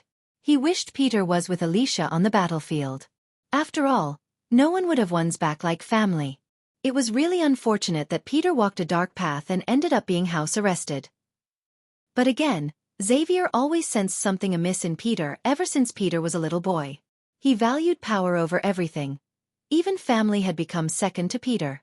The army of Duke Avon station in the distance, watching their enemies. For a few minutes, only silence haunted the battlefield. Eventually, Xavier and Ethan rode their horses, leading their men to the front. Meanwhile, Duke Alvarin and Duke Marvin went to the back, far enough to avoid the enemy archers. Xavier turned behind to look at his men. Their eyes told him they fear no one and they would charge forward with a single command. His men were strong, but there was no need to purposefully put themselves at a disadvantage by charging head-on toward their enemy. Xavier wanted to study their enemies a bit more before giving any command. Anyone who knew Avon could tell he wouldn't come to the battlefield without having several trump cards. It took Xavier decades to train his men. He did not want them to die a pointless death. Since Xavier had seniority, Ethan stayed behind, waiting for Xavier's command. After some thinking, Xavier decided not to charge in recklessly. However, that didn't mean he would stand here like a sitting duck. Bring out the beast. Xavier issued an order as several knights dismounted their horses and started assembling a portable weapon made of iron. It resembled a hybrid of a ballista and a cannon. The long hollow tube was as long as 2 carriages combined. After several minutes, the knights finished assembling the weapon and pointed it at the army of Duke Avon. Xavier moved a bit closer to Duke Avon's army. He then used a sliver of arch energy to amplify his voice. Duke Avon, come out. Xavier's roar was loud enough, even without amplifying his voice. But with his arch energy amplifying his voice, his words reverberated the entire grass field. The novel will be updated first on this website. Come back and continue reading tomorrow, everyone. Chapter 641 Duke Avon's appearance. When the sun disappeared on the horizon, stars peeked their heads out in the dark sky. They glimmered in the black canve-like sky. There was a coldness mixed with beauty in the night sky. Under the black sky, the two armies waited for each other to charge forward. Commander Xavier's words caused a commotion in both armies. They all waited for Duke Avon to appear, but he was nowhere to be seen. Even Duke Avon's commanders didn't see Duke Avon for a few days. They only received a parchment containing Duke Avon's order and crest. Looking at warriors such as Ethan and Xavier leading their men, Duke Avon's commanders felt a bit down. Their morale was down, especially after seeing the iron weapon the soldiers assembled. If you don't come out, we will blow your army into bits and pieces, Xavier continued to roar. Come out and face me like a man. A duel. We will finish this without bloodshed. On the front line stood the 3 commanders of Duke Avon's army. They were all covered in iron plate armor from head to toe. Even their horses were armed to the teeth. They looked at the enemy soldiers, threatening to charge toward them any moment. "That damn old bastard," one of the commanders gnashed his teeth. "The thing they are pointing at us," the commander dragged his words. "The beast, yes." Another one who was familiar with the weapon nodded. "Commander Xavier's pet. The same thing the Belleforts used to siege many castles. This chapter upload first at Novel Bin. Net. If you want to read more chapters, please visit Novel Next. Com. To experience faster updates speed. The soldiers amplified their gazes using arch energy and stared at the weapon, particularly at its long hollow tube. It resembled a cannon, but the base was that of a ballista. They could hardly see the weapon, but some of them could see the glowing runes engraved on its black metal surface. Silence fell over the battlefield after Xavier stopped roaring. As a veteran who went through countless wars, Xavier possessed the skill to study his enemies. At the moment, Duke Avon's army looked to be in low morale. The Duke, their leader, wasn't there with them, while all the leaders, including Duke Alvarin, blessed their enemies with their presence. Many soldiers in Duke Avon's army felt hesitant to fight the demon. Xavier's presence made them tremble. Almost everyone in the army heard about Xavier's tales and how dangerous the man was on the battlefield. "Duke Marvin," Duke Alvarin leaned slightly to his side. "Isn't Alicia a guardian? How could she participate in the war?" The Guardian Guild had a rule stating its members cannot participate in any wars. Instead, the guild preferred to stay neutral and only advocated stopping wars. So when Duke Alvarin saw Alicia in her battle armor, he was surprised. She quit the guild. "I thought you'd know that by now, Duke Alvarin," answered Duke Marvin. After the guild began an investigation on Peter, Tenulia asked Alicia to take a long holiday. By that time, the Cold War between Ice Fair and Flame Fair escalated to the point Duke Avon waged a full-on war against Ice Fair. Being in the guild without any power to help her brother caused great pain to Alicia. She was both mentally and physically exhausted. After a long discussion with Noah, Ethan, and her family members, Alicia decided to quit the Guardian Guild. She desperately wanted to help her family out of the trouble caused by Peter. That was the reason Alicia joined the army raised by the Belefort family under her grandfather. Now that she had quit the guild, she was free to side with any kingdoms or families in a war.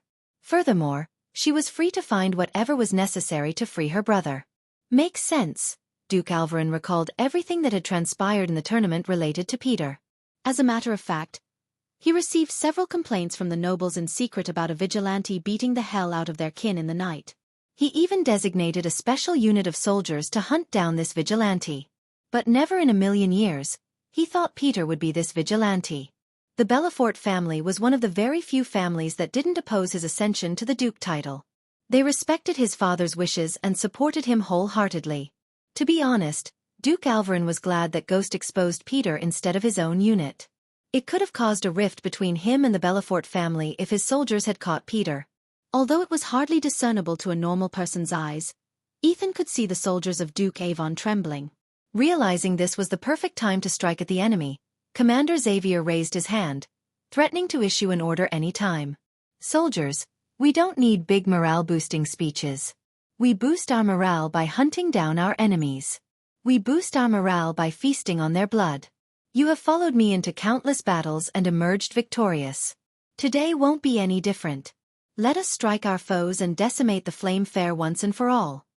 Xavier's words sent shivers running down the opposing soldiers' spines. His words were filled with murderous intent. This chapter upload first at Novel Bin. Net. Some cowardly soldiers even took a step back, and the soldiers standing at the last line pondered if they should sneak away. Their morale was at its lowest when a bolt of lightning cracked the sky, almost splitting the sky into halves. The bolt of lightning was too bright to the point many closed their eyes for a moment. When Xavier and his men were about to march forward, they saw Duke Avon standing in front of the soldiers. The orbs of light hovered above the Flame Fair army, illuminating his face. As soon as the Flame Fair soldiers saw the Duke, they felt relieved. Soon the relief turned into courage, and courage boosted their morale. A small smirk rose on Xavier's face.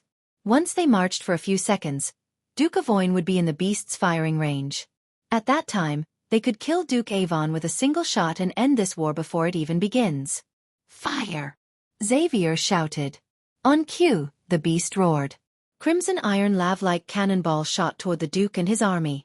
The temperature around them rose several degrees as the projectile whizzed by.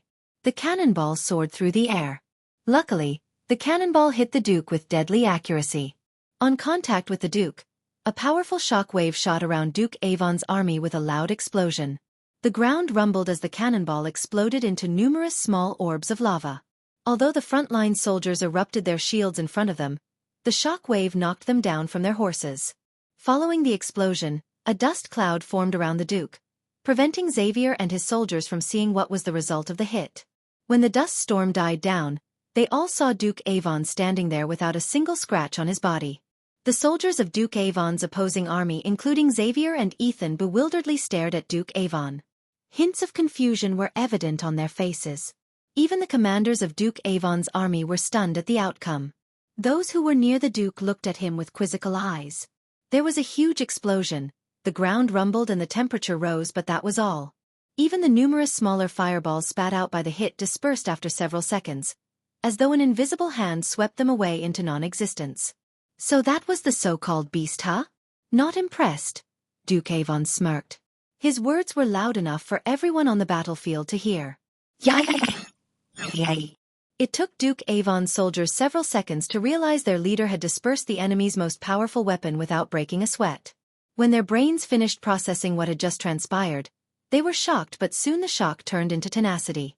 Their morale shot through the roof as they roared. The soldiers raised their weapons toward the sky. Their battle cry rumbled as loud as a thunderclap. Xavier never thought Duke Avon was strong enough to withstand the beast's direct hit. Any normal man would have exploded into bits and pieces. Unless Duke Avon had reached the peak soul refining stage or cast a legendary defense spell, it was impossible for him to survive such a direct hit. After dispersing the cannonball, Duke Avon just smirked. He adjusted his red robes before turning his back on the charging enemies. "Don't take prisoners," Duke Avon simply said before walking through the army to the back.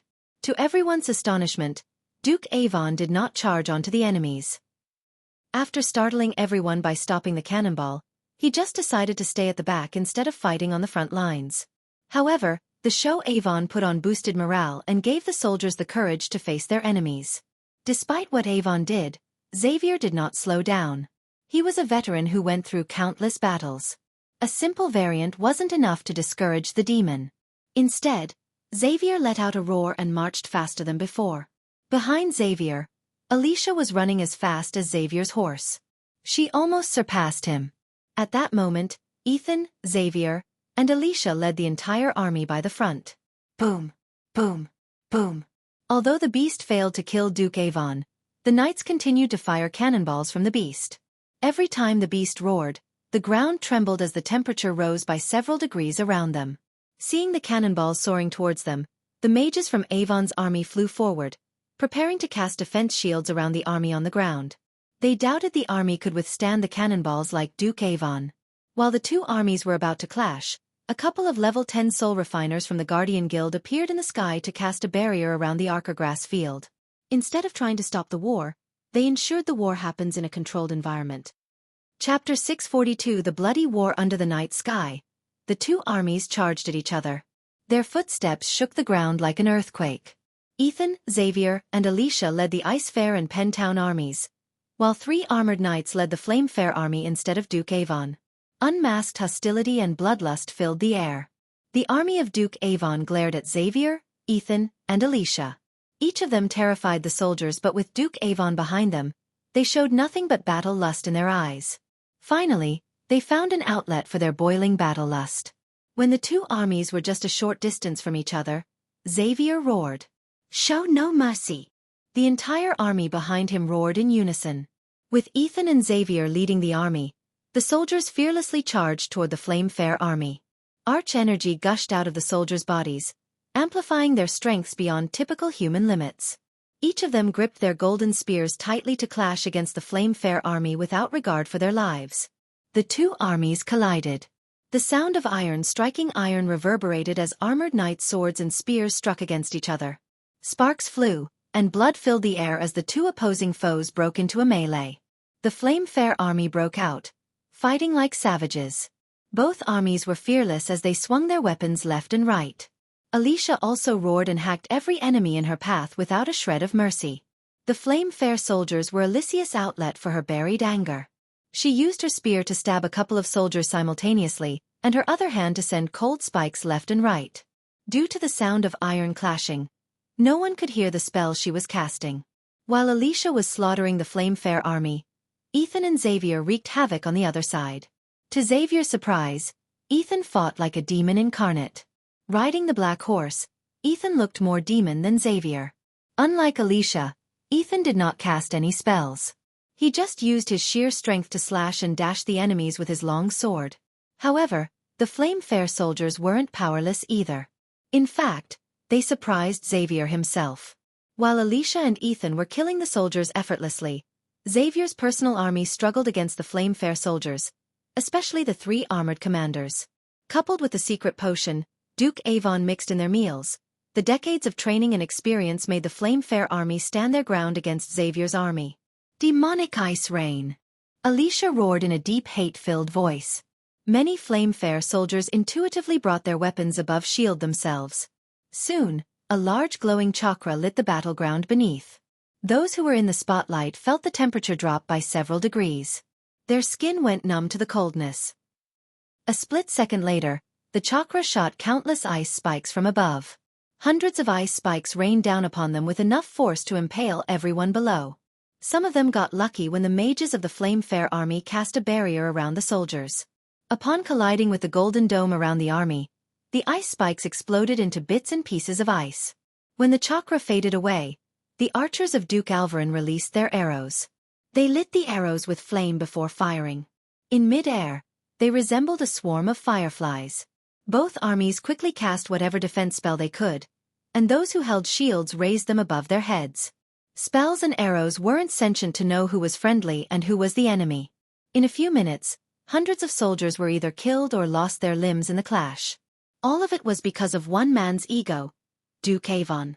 This chapter upload first at novel.bin.net. If you want to read more chapters, please visit novelnext.com to experience faster update speed. The Duke is mine! Alicia roared as her voice reverberated throughout the entire battlefield. Stop! Xavier tried to stop Alicia, but the loud explosion sounded from the beast made his shout inaudible. Moving forward, Alicia raised her hand, firing a stream of ice from her palm. The weaker soldiers who were in the ice stream's path immediately turned into statues. Her ice stream cut open a path in the army as she shot toward the Duke. Where are you going? A murderous shout was heard when Xavier tried to follow Alicia. His battle instincts kicked in as he blocked the long axe with his sword. His hand went numb. Soon, the 3 armored commanders surrounded Xavier. Looking at this from quite far from Xavier, Ethan plunged his spear into the ground with enough force to create a strong shock wave. For the first time, Ethan cast this shock wave since the start of his battle. Everyone in a 3-meter radius around Ethan was sent flying. He leaped into the air, preparing himself to shoot toward Xavier. Go to her! Xavier amplified his voice with arch energy.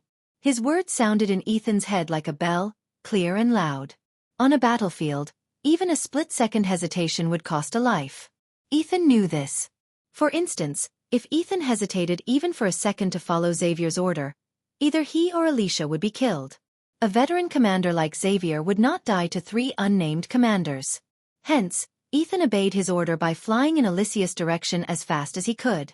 Seeing Ethan's trajectory toward their lord, the mages hovering in the air immediately cast several spells to stop Ethan from reaching the Duke. Ethan flew like an arrow shot from a bow. However, he quickly halted when he saw a beam of blue energy heading toward him. Intuitively, Ethan swayed his body to the side, avoiding the energy beam just by a few inches. Without giving Ethan any more time, another mage fired a long thick arrow made of fire in Ethan's direction from above. Ethan swayed left and right, avoiding the spell. But his bad luck, he kept getting bombarded by the mages above him. While Ethan was facing the mages, Alicia finally reached the Duke, who stood way behind his army, close enough to see the battlefield but far enough from the archers and the beast. In stark contrast to his normal crimson-red attire, Duke Avon wore dark robes from head to toe. He even covered his head with a cloak. When Alicia went past the mages and the army, she saw Duke Avon standing alone without any personnel guards. His eyes glimmered like a cat in the darkness. Face me like a man. Alicia slowly stepped towards Duke. Her sword dangled around her waist until she unsheathed it. She held the golden spear in one hand and the sword in the other. Although she couldn't see Duke Avon's cultivation stage, she didn't fear him at all. She completely ignored that Duke Avon single-handedly stopped the beast's cannonball. Hearing her murderous tone, Duke Avon remained calm. He did not indulge her in a conversation. Instead, Duke Avon looked up at the moonless sky. He could feel the darkness powering him up. New sensations caused his mind to be bewildered. The power of being a vampire really mesmerized him. Before turning into an elder vampire, he had never thought he could hear someone's heartbeat so clearly from a distance. At this moment, Avon could see the world from a different perspective. For instance, Avon could see the energy radiation around Alicia. It was evident to him that Alicia was weaker than him. To Avon's surprise, only 2 people on the entire battlefield who could fight him head-to-head, Xavier and Ethan. As Alicia got closer to Avon, he could smell the sweet fragrance of blood. Immediately, his stomach growled. This strange feeling of hunger was new to Avon. Previously, if he had seen a beauty like Alicia, his mind would have created sexual thoughts. But now, he only wanted to feast on her blood. As a human, he knew drinking blood was animalistic or even forbidden. Still, his urge to suck her dry was too strong to resist. Under his dark cloak, the 2 fangs slowly grew to the point they stuck out of his mouth. Due to the darkness and his cloak, Alicia couldn't see the changes on his face. If she could, she would have seen the evil grin on Avon's face. This chapter upload first at novelbin.Net. I will end this pointless war once and for all. Alicia halted her steps from a couple of meters away from Avon. By killing you, the area turned colder as a white mist surrounded the 2. By learning only icy spells, Alicia became closer to controlling the coldness in the area. However, she wasn't a god like Michael or Noah. Otherwise, she could have controlled the element itself. You are the bitch who follows that Winston boy everywhere, Duke Avon amused. He collects beauties like trophies, doesn't he? Avon questioned Alicia. Alicia didn't show any emotion on her face. However, she was boiling in rage inside. It took great control to stop herself from ripping him apart. How many other bitches are there in his harem? Asked Avon with a chuckle. The more he riled up Alicia, the stronger the scent of her blood became. He couldn't wait to get her blood to boil to the maximum so he couldn't have a nice delicious feast. Blood of a virgin. It was a rare delicacy for the vampires. He was no exception, even though he was only a vampire for a day. After tasting you, I am going to feast on every single one in your family, said Avon. After hearing Avon's last words, Alicia couldn't hold back her anger. She leaped at Avon with immense killing intent. Her entire body radiated a chill that would turn any typical man into an icy statue. With deadly speed, she pushed the spear in her hand toward Avon's heart. Avon did not even move an inch.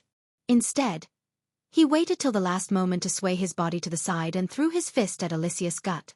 Duke Avon's speed and movement caught Alicia off guard. Before she could swing her sword to block his fist, she felt a sharp pain in her gut. The force of Avon's punch sent Alicia flying several meters back. Alicia coughed up a couple of times as Duke Avon grinned under the dark hood. I am going to enjoy this, amused Duke Avon. The novel will be updated first on this website. Come back and continue reading tomorrow, everyone. Chapter 643 Duke Avon wants Alicia weak. A strong hateful voice was heard. Alicia intuitively blocked Duke Avon's hands from above. His speed was nothing like she had expected. One moment, he was in front of her, and the other, he was on top of her. Alicia's hands felt numb after the attack. Fortunately, she used her spear and sword to block the attack. Suppose she used her hand, it would have broken like a twig. Without giving time for Alicia to retaliate, Duke Avon sent a kick toward Alicia's gut. Alicia evaded the kick by quickly leaping back, but Duke Avon's hand swirled and followed her movements. His hands aimed at her neck. Alicia quickly erupted a shield made of 3 layers of ice in front of her. But to her astonishment, the ice shield formed cracks and shattered the moment Duke Avon's fist collided with it. Caught off guard, Alicia evaded the punch a split second later. The fist of Duke Avon hit Alicia on the shoulder, nearly dislocating her shoulder. A painful groan escaped her mouth. You are a lot weaker than I expected, Duke Avon cracked his knuckles. How disappointing. Alicia frowned. He didn't cast any spells, Yet she moved at a speed beyond her expectation. Even her grandfather, the demon, didn't move with such speed. Something was amiss. On top of his freaky speed, Alicia smelled a strong pungent smell coming off of Duke Avon. "You did something to yourself," Alicia said. "You noticed, huh?" Duke Avon grinned under his dark hood. "So I was right.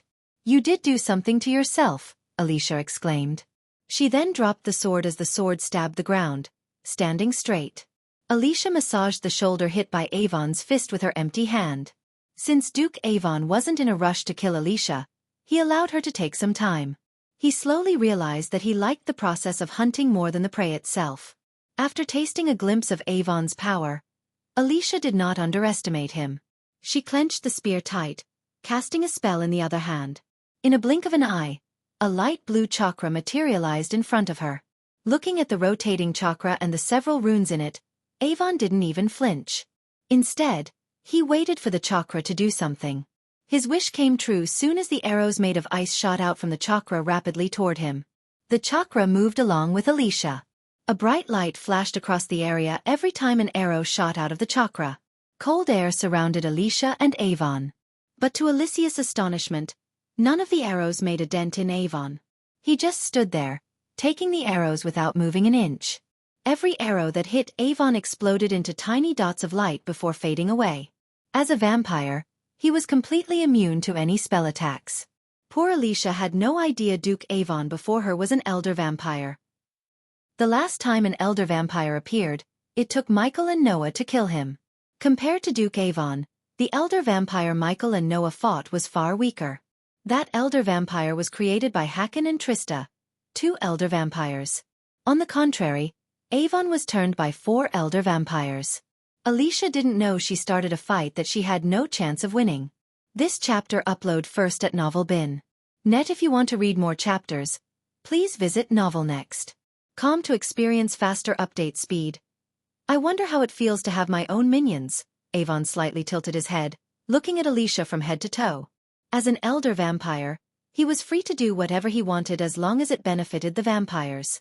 After exchanging some blows with Alicia, Avon wondered whether to kill her or turn her into a vampire. According to Saber, the stronger one's will, the harder it would be to turn and control them. However, once their will was broken, they could be turned into a powerful greater vampire and eventually an elder vampire. His train of thought was cut short when Alicia leaped at him with her spear pointing directly at his head. She pushed herself to the maximum. As a result, she moved at the speed of an arrow. But to Avon, she moved at a snail's pace. He waited patiently until the spear was just a few inches away from his head. When the spear was about to penetrate his head, Avon grabbed the spear, pulled it toward him, and slapped Alicia right on the face.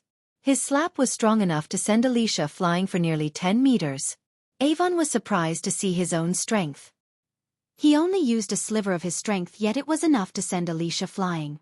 This is power. Avon looked down at his fists. His grin grew ear to ear. At this moment, Avon felt he could take on the entire world. He feared nothing.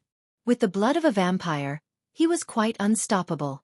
Soon, Saber would find a solution for them to walk at night, and at that time, the night rulers would rule the day too. However, to achieve Saber's goal, Avon must first bring the kingdom of Kethern to Saber's feet.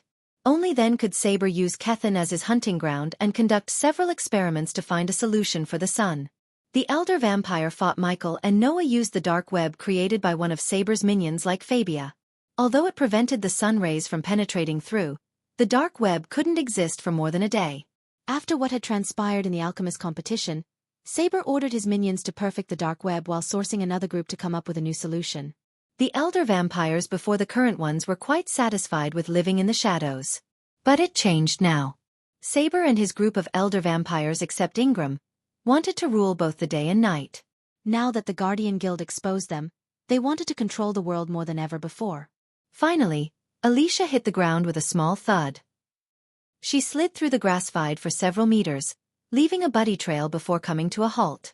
Her face was slightly swollen as one could see the handprint on her cheek. She coughed out blood. When she picked herself up, her silver armor was completely drenched in mud. Gritting her teeth, Alicia suppressed the pain. With a flick of her wrist, she took out a glimmering blue potion. Avon glared at the potion in her hand. The potion in Alicia's hand paled in comparison to the potions he recently acquired. To Alicia's surprise, Avon allowed her to drink the whole potion without doing anything. He patiently waited for Alicia to completely heal up. Why? Alicia questioned herself. But pushing her doubts to the corner of her mind, she dashed at Avon once again. This time, her speed was several times faster than before. On her way to Avon, she threw the spear aside and picked up the sword sticking into the ground. In a few blinks of an eye, she appeared in front of Avon. Surprised by her speed, Avon failed to react in time. Using this momentary slip-up of Avon, Alicia swung her sword, deeply cutting Avon's shoulder. Blood spurted out. She did not stop with one cut. Instead, Alicia swung her sword left and right with monstrous speed. One by one, the cuts on Avon's body increased. Avon purposely let Alicia cut him so he could see his regeneration ability with his own eyes. Still, he avoided the sword slashes aimed at his neck. Although the vampires possessed a regeneration ability, they couldn't regenerate a severed head.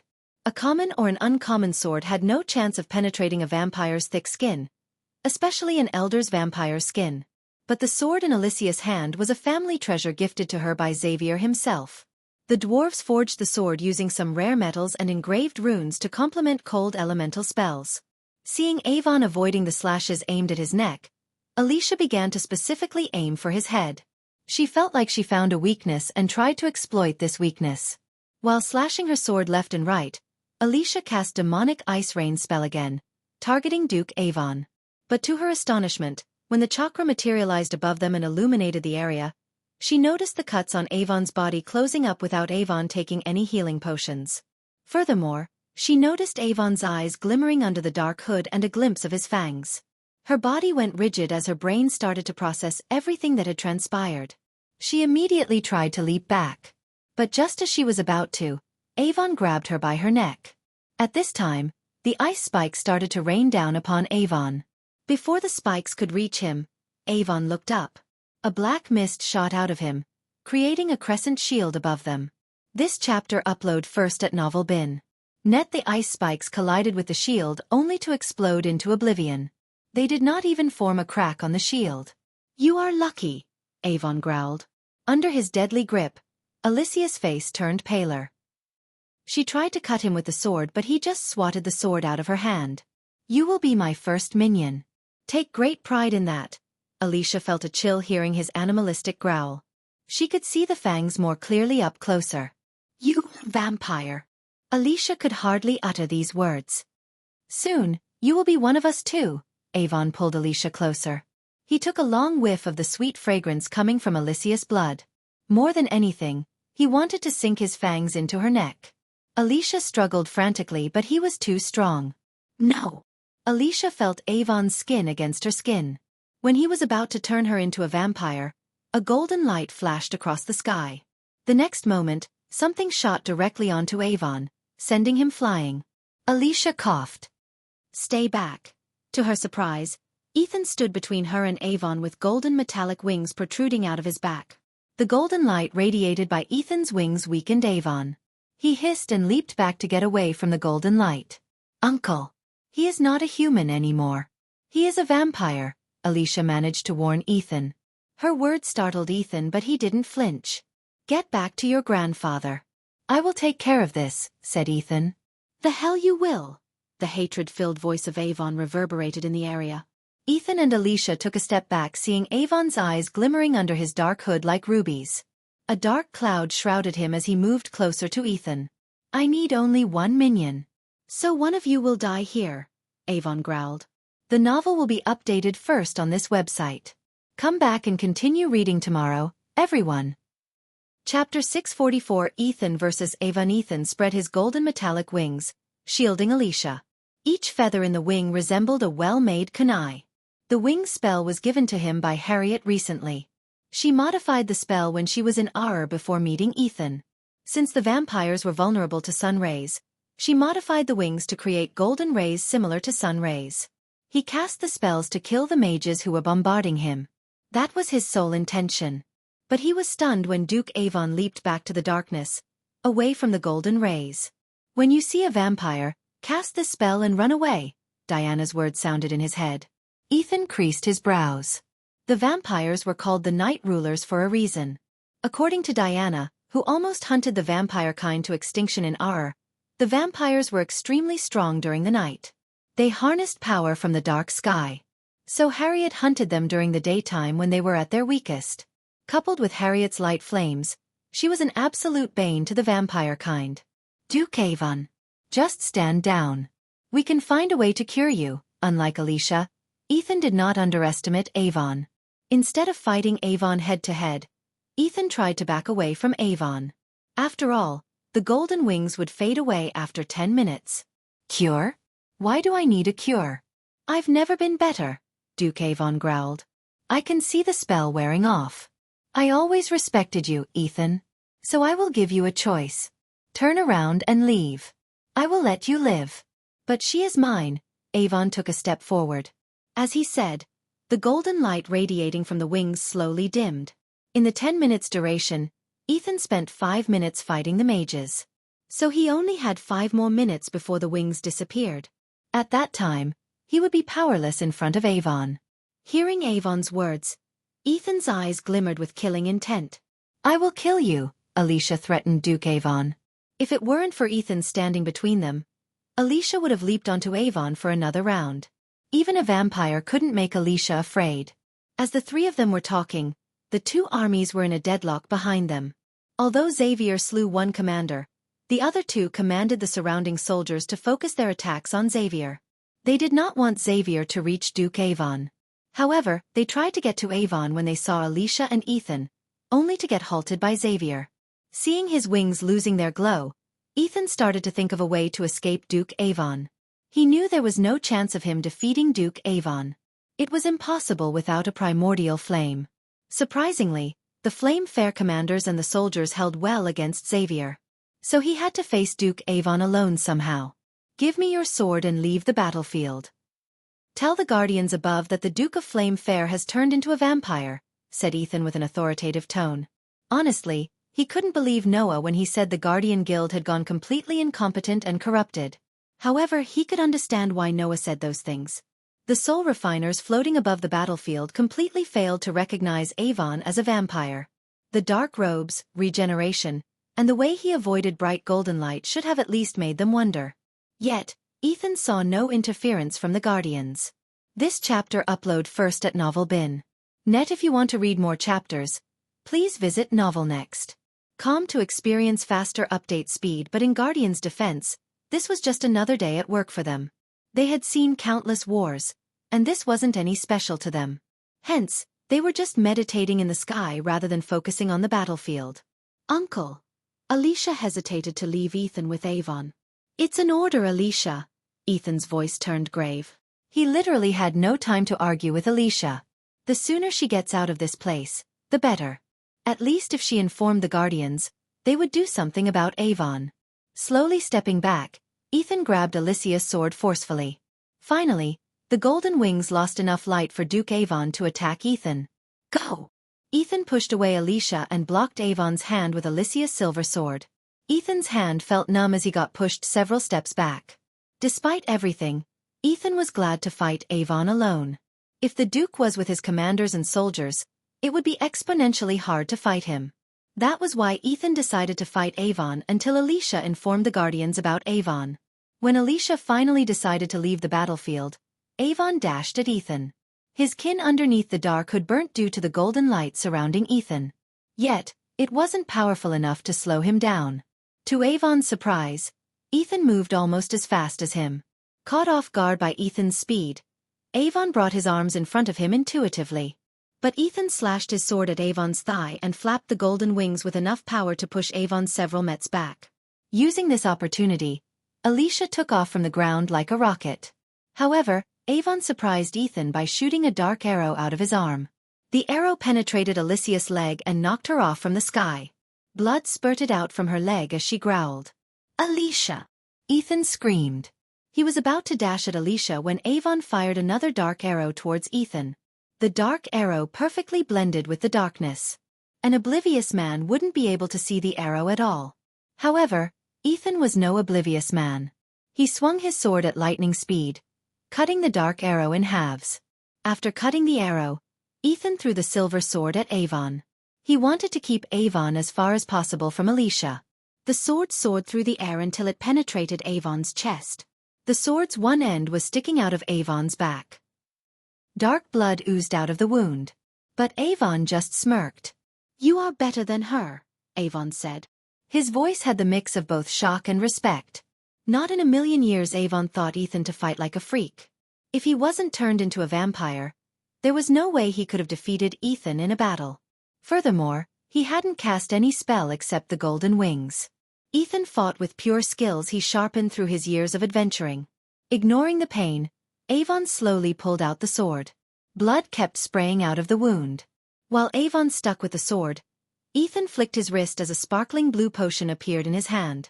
He quickly tossed that potion to Alicia. "Take it," Ethan ordered Alicia. For a moment, she looked at the potion blankly. But soon, a deep hatred glimmered in her eyes. The potion was made by Ghost, the man who destroyed her brother's life. She would rather die than take that potion. Her momentary hesitation was enough for Avon to completely pull out the sword. The wound closed up in a blink of an eye. "She is food." "You're not." Avon tossed the sword aside. Instead of attacking Ethan, Avon waited for the golden wings to completely fade away. The golden wings flickered and soon, it disappeared from Ethan's back. Once again, darkness fell over them. With no golden wings and swords, Ethan stood no chance against an elder vampire. The golden wings may have disappeared, but the spark of fight blazed in Ethan's eyes brighter than before. No matter the odds, Ethan wouldn't let Avon kill his daughter-in-law. As long as he draws breath, Avon had to go through him to get to Alicia. Ethan cracked his fists, preparing himself for a fight to the death. This chapter upload first at Novel Bin. Net, Alicia. Can you do me a favor? Asked Ethan. "Get out of here and tell Noah to turn me back to humans soon." A tired smile escaped his mouth. Tears rolled out of Alicia's eyes. She looked over her shoulder to see her grandfather fighting almost 20 men at the same time. He was getting bombarded with spells and attacks. Before Alicia could answer Ethan, Avon disappeared and appeared in front of Ethan. Without giving any time for Ethan to react, Avon kicked Ethan in the abdomen. Ethan managed to block the kick using his hand. A glimmer of surprise emerged in Avon's eyes. Ignoring the pain in his chest, Ethan grabbed Avon's head and headbutted the vampire repeatedly. Ethan felt like he was hitting his head against a metal door. When Avon retaliated by head-butting Ethan back, Ethan's eyes blurred. He coughed up blood. But his blurriness only lasted for a moment. Avon grinned broadly. "You have exceeded my expectations, Ethan. Now I see how all your children turned out to be freaks of nature." The Duke's eyes turned predatory. "But enough of this little dance."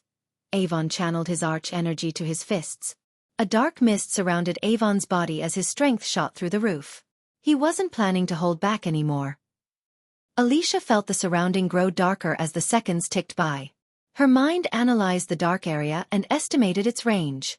20 meters. Now that Avon had unleashed his power, it would be impossible for Ethan to defeat Avon.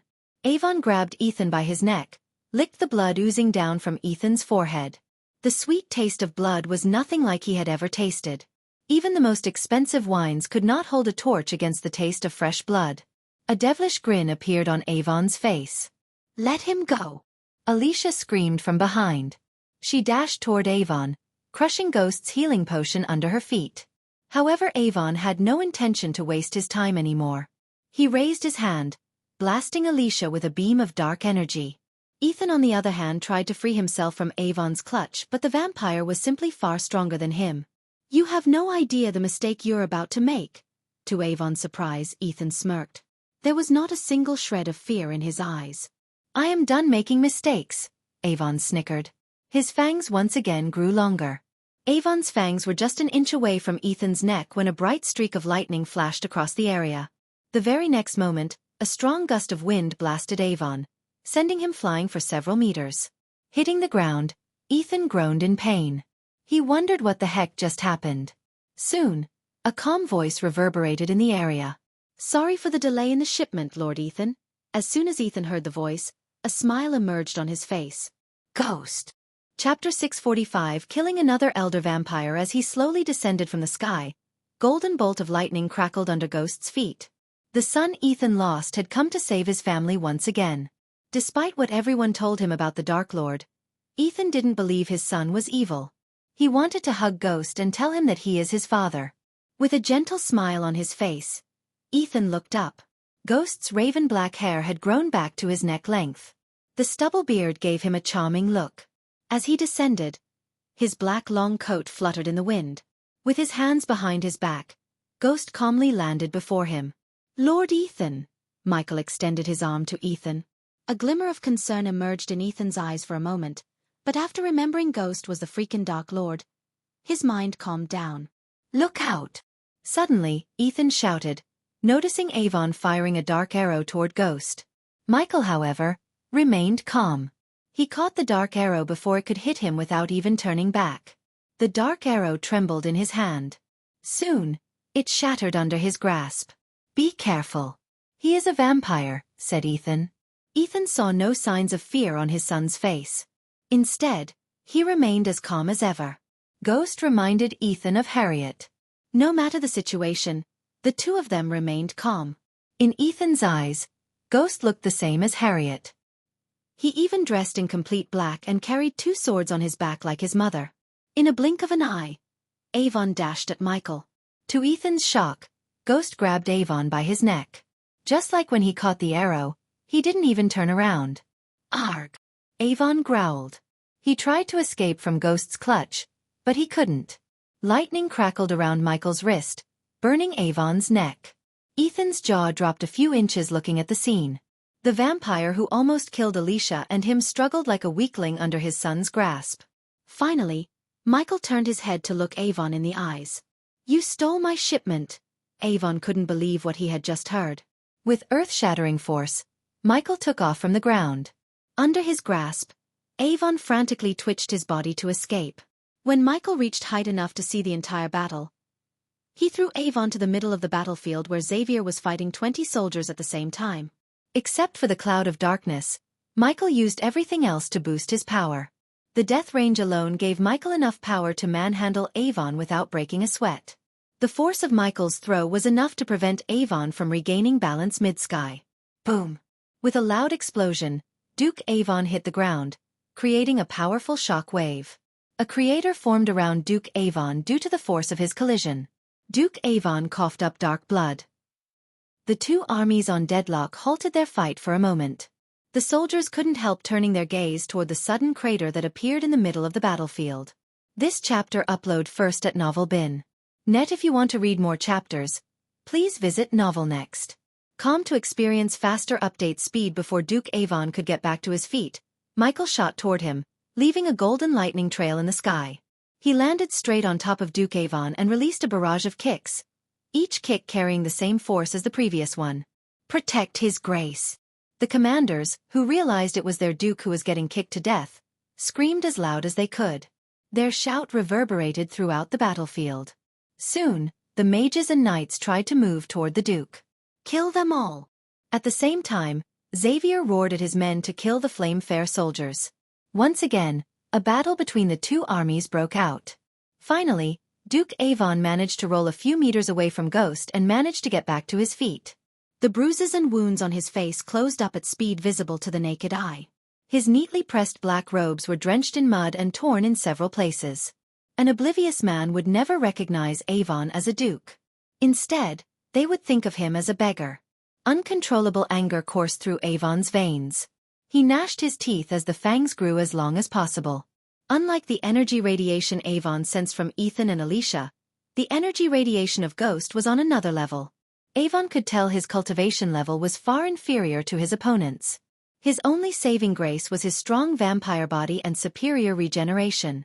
Otherwise, he would have been kicked to death a few moments ago. "Is that it?" snarled Avon. To Avon's astonishment, Ghost threw a green vial at his feet.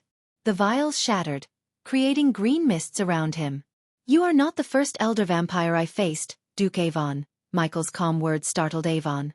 His brain suddenly recalled everything he heard about what had transpired in the alchemy competition. Ghost and Noah fought and slain an elder vampire. At one point, Even Saber mentioned something about Hakon's creation rampaged at the alchemy tournament and ended up getting killed by 2 humans. For the first time, Avon's eyes glimmered with fear. But soon, anger overshadowed his fear. Avon dashed at Ghost with enough speed to create a shockwave behind him. The bastard in front of him was a vampire slayer. He killed one of his kind.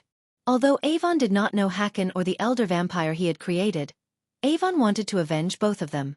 Upon reaching Ghost, Avon punched the bastard with every bit of his strength. The impact of the punch pushed Avon several steps back. His hand felt numb as though he had hit a metal wall. Only then did Avon see the black shield in Ghost's hand. As a vampire, he was blessed with speed beyond a cultivator's limit. Yet, Avon completely failed to see when Ghost took out the black shield. Seeing their lord at a disadvantage, the nearby flame-fair soldiers ignored their opponents and charged toward Michael. Ring of Fire! Michael cast the spell in his mind as the bright crimson-red flame shot out from Michael in a perfect circle. Waves of fire pulsated in regular intervals. Those who were caught in the radius of the flame circle screamed. Their agonizing screams and the strong scent of burning flesh filled the air. Soon after a few seconds, their screams stopped. Silence fell over them. Fortunately, Avon leaped into the air, escaping from the burning fire. Before his eyes, his men burnt to a crisp. Michael looked up at Avon. Countless tiny bolts of lightning crackled around his wrist, threatening to be unleashed at Avon. Suddenly, Avon coughed again and again in the air. Every part of his body started to ache as though he was being stabbed by hundreds of rusty needles. Extreme pain made him fall to the ground. Luckily for him, the pulsating flame waves disappeared, leaving smoking ashes on the ground. Even after losing their fellow soldiers to the flames, the others rushed toward Michael. With an annoyed look, Michael channeled the celestial energy and poured it to strengthen the lightning bolts around his wrists. When the soldiers got close enough, Michael raised his hands, firing thick bolts of a golden lightning bolt from each hand. The 2 lightning bolts struck the soldiers and penetrated several soldiers. Michael did not stop. He kept firing lightning bolts one after another. Whenever a bolt of lightning fired out of his hand, several soldiers dropped to the ground with large holes in their chests. This chapter upload first at Novel Bin. Net. Avon roared in uncontrollable anger and leaped at Michael once again despite the pain. His body screamed at him to stop, yet Avon pushed himself to the limit. The anti-vampire potion Michael brewed after getting Victor's blood sample, and the elder vampire's flesh sample was working better than Michael expected. This time, Michael did not stay still. Instead, he cast the Ignitia and moved toward Victor faster than his opponent. When the 2 of them collided, it created a powerful shock wave. Under the soldiers' shocked gazes, Michael punched Avon left and right. Only the soldiers above core formation could see Michael's punches because he was simply too fast for the eyes of the others. In a few seconds, Michael landed almost 50 punches. Avon's vision soon started to blur. Michael suddenly picked Avon up off his feet by his waist and slammed him on the ground. Avon coughed up more blood. To everyone's surprise, Ghost did not stop with the slam. He proceeded to grab Avon's leg, lifted him up, and slammed him again and again and again like Avon was a weightless doll. The soldiers were terrified. The man who stopped the beast's cannonball single-handedly stood no chance against Ghost. Soldiers of Flamefair not only felt embarrassed but also terrified. Their morale hit rock bottom. No one. They heard the deep hatred-filled voice of Ghost. He slammed Avon on the ground, steals, another slam, from, again, Michael slammed Avon, me. When Michael hit Avon against the ground this time, Avon almost lost consciousness. His bones had been broken by Ghost faster than his body could heal. The soldiers noticed Avon's legs and arms looking crooked. Just as they thought it was over, they saw Ghost stepping on Avon's throat. Vampire or not, if you ever fuck with me, I will end you. These were the last words Avon said before getting his head crushed with a single stomp. Blood and bloody brain matter scattered around. Avon's body frantically twitched for a few moments until it finally stopped. Everyone who saw the gruesome death of Duke Avon felt shivers running down their spines. When Michael's gaze swept across the battlefield, the soldiers from both sides took a step back in fear. After the death of Duke Avon, the Flamefair soldiers lost their spark to fight. Honestly, they had no reason to fight. With no leader to lead them, it would be pointless for them to continue. Hence, one by one, they let go of their weapons and dropped to their knees. Under their terrified eyes, Michael crouched down near the Duke and scooped up a sample using a vial. Compared to the elder vampire he and No fought, Duke Avon was a couple of times stronger. Michael wanted to further test the samples to improve his anti-vampire potions. This proved to be a fruitful thing for Michael. He not only managed to kill and make an example out of Avon but also leveled up. When he was about to turn around and leave, he heard Xavier's voice. "Stop. The novel will be updated first on this website. Come back and continue reading tomorrow, everyone." Chapter 646 Ghost Attack. Alicia. Michael halted his steps. Judging by the voice, Michael could tell it was the old man who valiantly faced 20 or so men at the same time. As Michael expected, when he turned around, he saw the old man galloping towards Michael. The war between the two opposing armies completely stopped. The Flame Fair soldiers were on their knees, hoping Pentown and Ice Fair dukes would be merciful. Everyone stood far away from the ashen circle around Michael. His rings of flame torched everyone on its path, forming this circle. Except for the duke's body, everything was nothing but ash. Looking at Xavier moving toward his son, Ethan quickly recalled everything that happened between Ghost and Peter. He leaped into the air and landed beside Xavier with Alicia. "Who are you?" the old man asked Michael. "I go by the name Ghost," Michael calmly answered the old man. To Michael's surprise, the old man's face twitched. A hint of shock and anger glimmered in his eyes. But the anger soon faded away from Xavier's eyes. "Do you know who I am?" asked Xavier. Michael noticed Alicia's cold gaze on him and Michael just chose to ignore her completely. "No idea," Michael shrugged.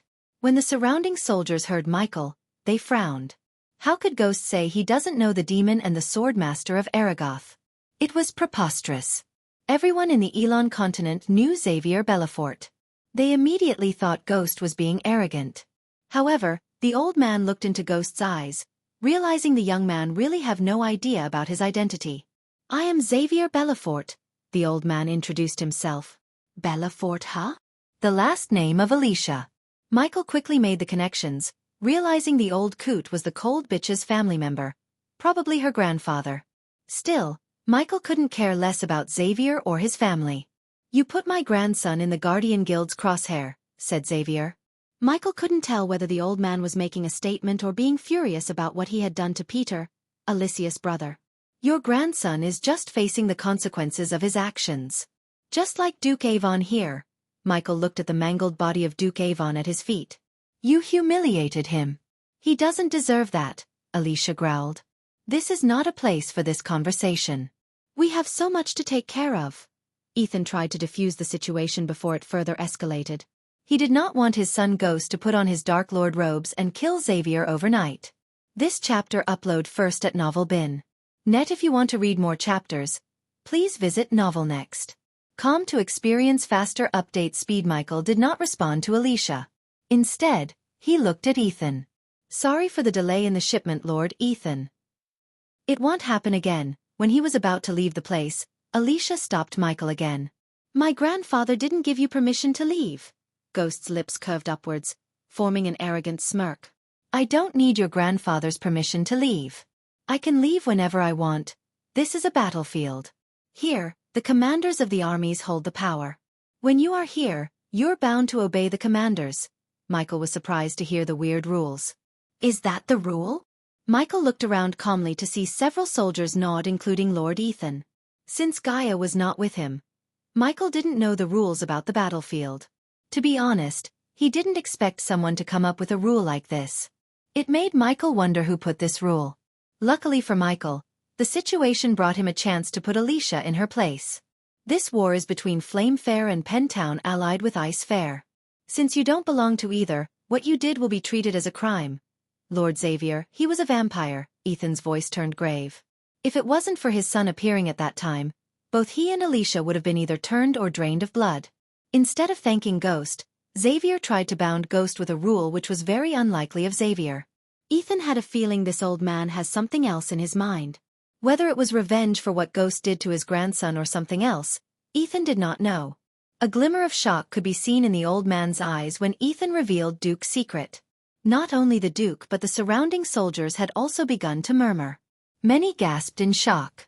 Vampire or not, he was a Duke and he's an outsider. Xavier looked at Michael. He killed a Duke and it's a crime. You have to come with us peacefully to answer for your crime to His Majesty, Porter Forbes. Hearing the old man, Michael felt annoyed. These dumb weaklings were actually trying to arrest him. Usually, Michael would antagonize influential people like Xavier. However, Xavier belonged to the Belafort family. The ship of allying or being on friendly terms with them had long passed. Hence, Michael gave no shit about the old man. Besides, Michael was in a league of his own. Letting these puny families like Belafort bully him was the exact opposite of badassness. Looking at the gentle smile on Ghost's face fade away, Ethan's heart skipped a beat. This is getting annoying. If you want to stop me from leaving, go ahead. But remember this, I warned you, said Michael. Ethan saw the glimmering killing intent in his eyes. He killed the Duke to save me and Alicia. If His Majesty wants to hold anyone accountable, I will talk to him, Ethan interjected. He tried to calm the situation, but unfortunately, calming Ghost was not an option anymore. This chapter upload first at Novel Bin. Net, I don't give a damn about her. Michael's words stunned everyone around. Who are we kidding here? You want to get back at me for what I did to Peter? Michael turned his cold gaze from Ethan to Xavier. You can think whatever you want, young man, replied Xavier. There was a calmness in his voice that even surprised Michael. And you are welcome to do whatever you want. Golden bolts of lightning crackled around Michael's hands. The sound of crackling lightning bolts amplified when the wind around Michael started to swirl. Every soldier in the vicinity took a step back in utter fear. Except for Alicia, who stepped forward without a shred of fear in her eyes. To everyone's astonishment, Xavier took a step back, letting Alicia take the lead. He put his hands behind his back and watched Alicia unsheath her silver sword to fight Ghost. But suddenly, the bolts of lightning disappeared from his hand. The swirling wind died down and everything went back to normal. You think you can stop me? Ha ha ha, Michael chuckled. You think of me as your enemy, right? But to be honest, I don't. Michael slowly shook his head. Hearing these words, Ethan felt relieved. However, his relief was only short-lived. To be my friend, there are no standards. You can be a man, woman, rich, poor, or sick, I don't care. But to be my enemy, you need standards. Michael emphasized the word standard. His voice became colder. You are not in my league to be my enemy. In fact, no one is. Do you know why? Because I am in a league of my own, as he said. Michael released his aura of a fusion stage cultivator. Immediately, the others around Michael felt immense pressure on them. Some of them could hardly breathe. A veteran like Xavier and Ethan had only sensed such a powerful aura from a fusion stage cultivator. Did he reach the fusion stage? Ethan questioned himself. Alicia, stop. Ethan was caught off guard as Alicia dashed at Ghost with her sword raised. She boosted her speed with a spell that left a trail of ice on her steps. The temperature around them dropped by several degrees. Her eyes glimmered like diamonds. Even at this moment, Xavier remained calm instead of stopping his granddaughter. Honestly, Xavier wanted Ghost to defeat Alicia. Only that way, Alicia could untie the knot in her head. Ever since Ghost humiliated Peter, Alicia had been dwelling and burning with rage. Her anger even affected her relationship with Noah. Xavier noticed everything. Since Alicia was not someone who would listen to him obediently, Xavier wanted Alicia to learn the hard way. The old man lived long enough to see that sometimes they need to let go of their hatred to move forward. So Xavier hoped Alicia would accept her defeat in Ghost's hands and move forward with her life. He had seen many warriors moving forward with their lives once they got beaten by people who they deemed their lifelong enemies. In a few blinks of an eye, Alicia closed the gap between her and Ghost. When she reached him, she swung the sword as fast as she could. Michael simply retracted his black shield when her sword was just a few inches away from him, successfully parrying her attack. Stunned by his parry, Alicia lost her balance for a moment. Without giving any time for Alicia to react, Michael channeled every bit of celestial energy to his fist. Boom! Michael punched her in the gut, and at the same time his fist collided with her gut, he cast the wind blast. Coupled with the force of his punch, the wind blast sent Alicia flying like a rag doll. Even Xavier did not expect such a result. She was in the air for a minute, almost flying for 100 meters before hitting the ground again. A single punch, that was all it took for Michael to defeat Alicia. The cultivation gap between them was huge. He was at fusion stage level 7, and Alicia was only at the core strengthening stage level 2. If Michael wanted, He could have killed Alicia with a single bolt of lightning. The only reason he held back was Rowena and Noah. He did not want to draw Rowena's attention, which was equal to drawing Skyhall's attention. As for Noah, Michael knew it wasn't the right time to be Noah's #1 target. Simply put, killing Alicia had more drawbacks than benefits. The soldiers looked completely stunned. Under their shocked gazes, Michael cracked his fist. "If anyone wants to stop me, they are welcome to try," as he said. Michael shot to the sky like a rocket and disappeared from sight. The novel will be updated first on this website. Come back and continue reading tomorrow, everyone. Chapter 647. Headmaster of Maze Roth returns back in Akilun realm. Wulfric finally returned to his office with his trusty white royal dragon. The office was divided into 3 areas. The first area of the office contained the headmaster's portraits as well as cabinets, and tables filled with Wulfric's instruments. There was also a fireplace. The second area contained the headmaster's desk and chair and was surrounded by bookcases. The third area was a small sitting room behind the desk. Wulfric looked tired. Dark circles could be seen around his eyes. When he plunged onto his chair, he sighed, taking a long deep breath. "Master." The white dragon landed on the table filled with parchments and books.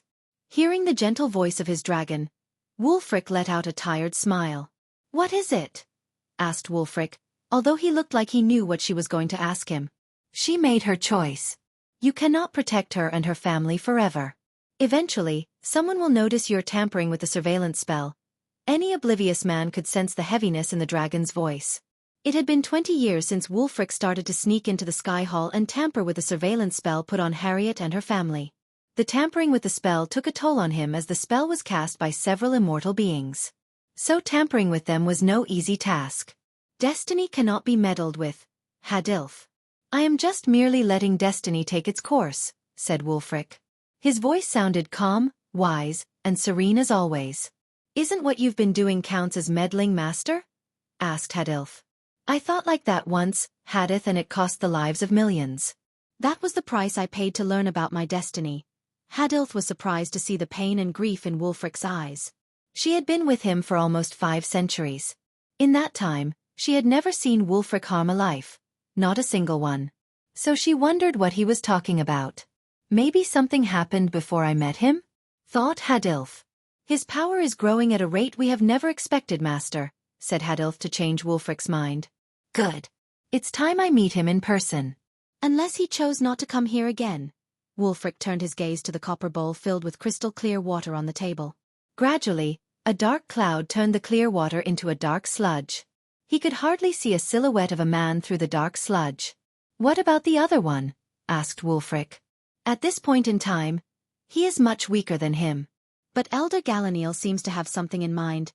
Elder Galaniel was the lady trying to enslave the god of light. Along with Devedon and Thorfinn, she planned to cast a forbidden spell on Noah when he was to step into his godhood.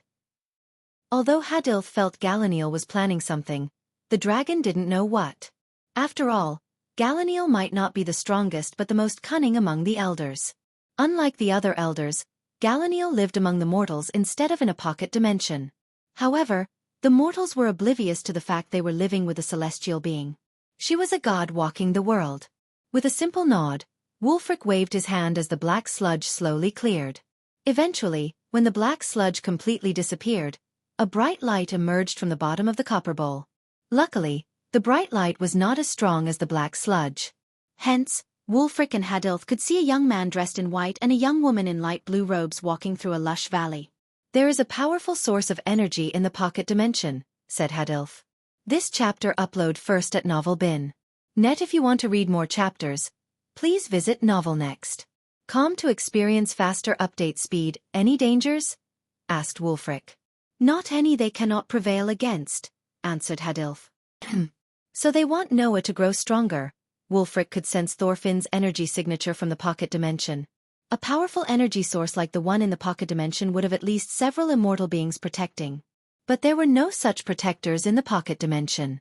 It was clearly a setup made by Thorfinn for Noah to become stronger. If he could see this, there was no doubt Andreas would do too. "Devdon's handiwork," Wulfric mumbled under his breath, looking at Yasmin Watson. A soul that didn't belong to her body was living inside. Wulfric could see it as clear as day. Despite Wulfric's attempts to keep the Winstons safer, the Sky Hall always managed to influence their lives somehow. Wulfric sighed inside. The puppeteer and the brutal Viking of Sky Hall had taken an interest in Noah's life. It was nothing short of bad luck for Noah. Wulfric just hoped Andreas could help Noah avoid these powerful beings. "Master, do you think Elder Galaniel is behind this?" asked Hadilf. Maybe, maybe not. But it's up to Andreas and Noah to navigate through the upcoming storm. As much as Wulfric liked to warn Andreas, he simply couldn't. A simple mistake on his part would put everyone he was trying to protect in danger. "How long you're planning to protect them from the Sky Hall, Master?" asked Hadilf. Ever since Diana chose to protect her son, it was Wulfric who prevented the Sky Hall from hunting her down. After they sent Diana's child Dean to the prison earth, Sky Hall ordered Diana to live and die as Diana. Otherwise, they would not only kill her but also kill her entire family except Noah. True to their word, they put on a curse that halted Harriet's cultivation. Despite the curse, Wulfric saw Harriet hunt down several cultivators stronger than her. The curse was still in her soul, yet she was somehow getting stronger.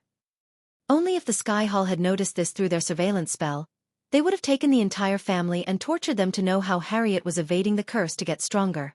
Until they all escaped the Sky Hall's grasp. "I remember the Sky Hall used to care for mortals, protect the world and ensure its prosperity," Wulfric sighed. "What changed, Master?" "Lady Xianxia. She came close to controlling the one thing that shouldn't be controlled. Time. Wulfric wasn't even born when Xianxia built an array that enabled her to travel through time. Until then, she ruled the Sky Hall and protected the mortals. The golden age of Sky Hall and for the mortals. Under her rule, immortals appeared like stars in the evening sky among mortals. But every good thing had to come to an end. The golden age came to an end in the form of the time-traveling array. Whatever Xianxia saw in the future completely drove her to madness. The prophecy that changed the world forever was born when she returned from the future. The name Dark Lord came into existence. "You've never told me what happened to Lady Xianxia's friends?" "The founders of Maze Roth?" asked Hadilf. "No one knows. The texts, books, scripts, all talk about Lady Xianxia but not the others. Other than their specialization and they found Maze Roth together, we don't know anything else about the others. When it comes to Lady Xianxia and her friends, Andreas knew more than him. It wouldn't be an understatement to say Andreas was crazy about the founders of Maze Roth. He explored many ancient ruins and almost died several times in the search to uncover more information about Archer Crook, Ingrid Stenham, and Karjan Pavlovich, the founders of Maze Roth as well as Xianxia's best friends." "Master, do you think they are still alive?" This chapter upload first at Novel Bin. Net Wulfric was surprised by Hadilf's question. To be honest, he himself wondered the same. Even Sky Hall's secret library had no answer about their status. Many believed Xianxia ascended to Angel's Realm while some believed she was injured by the Dark Lord when she traveled to the future and died. However, no one really knew what had really happened to Xianxia. But Wulfric really doubted Xianxia would have let the Sky Hall run amok if she was alive. "They are not here. I know that for sure. If they were here, this world wouldn't have been in such a mess." Hours passed in a blink of an eye. Finally, Wulfric focused on all the parchments on his table. In his pursuit to safeguard his disciple Harriet, he neglected his duties as headmaster of Maze Roth. He read the parchments one by one. After reading a bunch, he learned about everything that had transpired in his absence. "Master, look." While he was reading Kayla Martin's letter, Wulfric heard Hadilf's voice. She came flying to him carrying a golden parchment under her claws. "What is it?" "It's from the Holy Maiden." Wulfric placed the letter on the table and grabbed the parchment in Holdith's hands. The parchment was cold as ice. When he opened the parchment, he saw a request written by Rowena in beautiful handwriting. The handwriting put a smile on Wulfric's face. "Just like her mother. What does it say, Master?" asked Hadilf. She was curious to see what was on the letter after seeing Wulfric's smile. "There is a rule in place when a holy maiden reaches the fusion stage. She needs to undergo the curricular of Maze Roth as a student in disguise," Hadilf nodded. "It seems like she doesn't want to come to Maze Roth as a student. So she wants me to reject her admission." "That little demon," Wulfric chuckled. "Can you actually reject the holy maiden, Master?" Hadilf was surprised. "Yes, but I want." This might be a perfect opportunity for Rowena to meet her little brother, since Rowena would come to Maze Roth in disguise and Sky Hall didn't know the Dark Lord was actually a student of Maze Roth. Wulfric thought it would be a perfect situation for a family reunion. As a holy maiden, Rowena was required to be proficient in all specializations. So she would be a student in each specialization for a year. It would be hard not to meet the alchemist who beat the hell out of someone from the warrior house. Simply put, she was destined to meet her little brother. Are you planning to do something, Master? A wry smile merged on Hadilth's face. She moved closer to Wulfric with a doubtful look. I have no reason to reject her. I think fate is planning to let her and her brother meet. I am not going to stand in their way. But Master, what if the Sky Hall learns the truth about him? Instead of an answer, Wulfric just smiled. The novel will be updated first on this website. Come back and continue reading tomorrow, everyone. Chapter 648, The Vampire Death Squad. A few hours before Duke Avon's death. Before going to the outside world, Avon wanted to relax a bit. He made his way to the empty rooms in the corridor. When he twisted the golden knob, he was welcomed by a cozy yet empty room. Except for the antique brown sofa set and the fireplace, the room had nothing. He entered the door, closing the door behind him. Above the fireplace, there was a lamp. He pulled the lamp as the scenery transformed. In a blink of an eye, the cozy room changed into a cozy tavern. As he appeared in the tavern through teleportation, clapping hands and amazing but unknown scents welcomed him. It was near impossible to see what was outside the tavern through the large, stained glass windows. One thing was sure, suppose anyone stood outside, they would hear a lot of beer glasses clinking. The bartender, who was a man with a handlebar mustache and thick sideburns, was a little preoccupied behind the bar but still managed to welcome Duke Avon with a wink. Duke Avon looked around the tavern in awe. Marble pillars supported the upper floor and the lights attached to them. The walls were loaded with hundreds of memorabilia, all signed and most likely donated by customers. These memorabilia mostly included skulls, heads of various animals, and pelts. For an exclusive vampire tavern, it was completely packed. Several long tables were occupied by happy, excited groups of vampires. Some were dancing on the table, while others cheered them on by clapping and yelling. The other, smaller tables were also occupied by vampires who were probably starting to reach the point of having drunk too much, though nobody seemed to mind. Even most of the stools at the bar were occupied. Avon heard about the tavern from Trista. Supposedly, this was where the vampires get together to blow off steam and do some interesting stuff. These were her words. To be honest, the tavern looked no different than any tavern in Flamefair. Though something about this palace made Avon feel at home, feel comfortable. Perhaps he was with his fellow vampires or just the sweet scent of fresh blood brewed by the bartender. On the outside, the vampires looked no different than mortals. However, some of the vampires automatically drew Avon's attention. One of them was a big burly man with a long beard and mane-like brown hair. He stood at least 7 feet, the tallest one in the tavern. He had a gigantic axe on his back and he was practicing his aim by throwing little axes onto a wall. HRH? The man acknowledged Avon with a single nod and what sounded like a beastly growl. In stark contrast to the big burly man, a thin short figure with a receded forehead sat in the corner alone. He was feasting on a bloody steak that somehow didn't look like normal meat of any kind. Instead of forks and knives, he was eating them with his hands. Blood and sauces spurted out. Unlike the big burly man, he didn't do anything when he saw Avon. That was for the best, Avon thought, and moved on. Next, he saw a sturdy muscular man sharpening his red dagger. He wore a loose shirt that revealed his hairy yet chiseled chest. His eyes were calm but there was something predatory about his eyes. With just a thick mustache, he looked extremely domineering. The final figure who caught Avon's eyes was an alluring blonde young woman. She was perfect to the point Avon couldn't remember meeting someone as beautiful as this woman. Her hourglass figure coupled with the dark thick lipstick would make anyone's heart skip a beat. Such a marvelous beauty. When she saw Avon staring at her without blinking an eye, she let out a seductive smile. Eventually, after so much gawking, Avon made his way to the bar counter. Duke Avon, I presume, the bartender said in a thick, intimidating voice. In the flesh. Avon took off the dark hood covering his face because he saw no need to hide his face among them. If I may, don't go with the hard liquor just yet. The bartender pointed at the bubbling red liquid inside a glass barrel. It was blood. Not animal blood but pure mortal blood. This chapter upload first at novelbin.Net. If you want to read more chapters, please visit novelnext.com to experience faster update speed.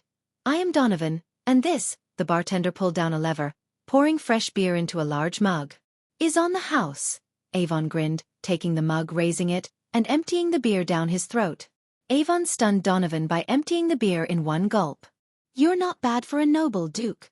Donovan poured a mug of beer himself before pouring another one for Duke Avon. So how does it feel to be how do the mortals call us, vampires? Pretty powerful, Avon chuckled. Despite it being just beer he drank, he was feeling kinda drunk. The beer was brewed for the vampires and Duke Avon's body still hadn't completed changing yet. So just a mug of beer made Avon drunk. That had never happened before. As minutes passed by, Avon and Donovan went from strangers to buddies. Eventually, the topic turned to the vampires who stood out in the crowd. So Donovan, I saw some they are the Death Squad. Before even Avon could finish his question, Donovan answered his question. Avon's face was void of any expression. Death Squad. Avon slightly tilted his head. Think of them as elite assassins with a special set of skills. Take him for example. Donovan pointed at the big burly man who was still throwing axes to the wall. That's Bear. He's anything but finesse. He opts for brutal, butchering his target switch-axe style. When you make a statement or an example, that's your man. Afterward, Donovan pointed at the skinny man butchering the steaks with his yellow teeth. He's Snake. He likes to keep to himself. Not a great conversationalist but a great killer. Like his name suggests, he poisons his targets. Mortal believes once you hit the fusion stage, you're immune to poisoning. Snake over there begged to differ. This chapter upload first at Novel Bin.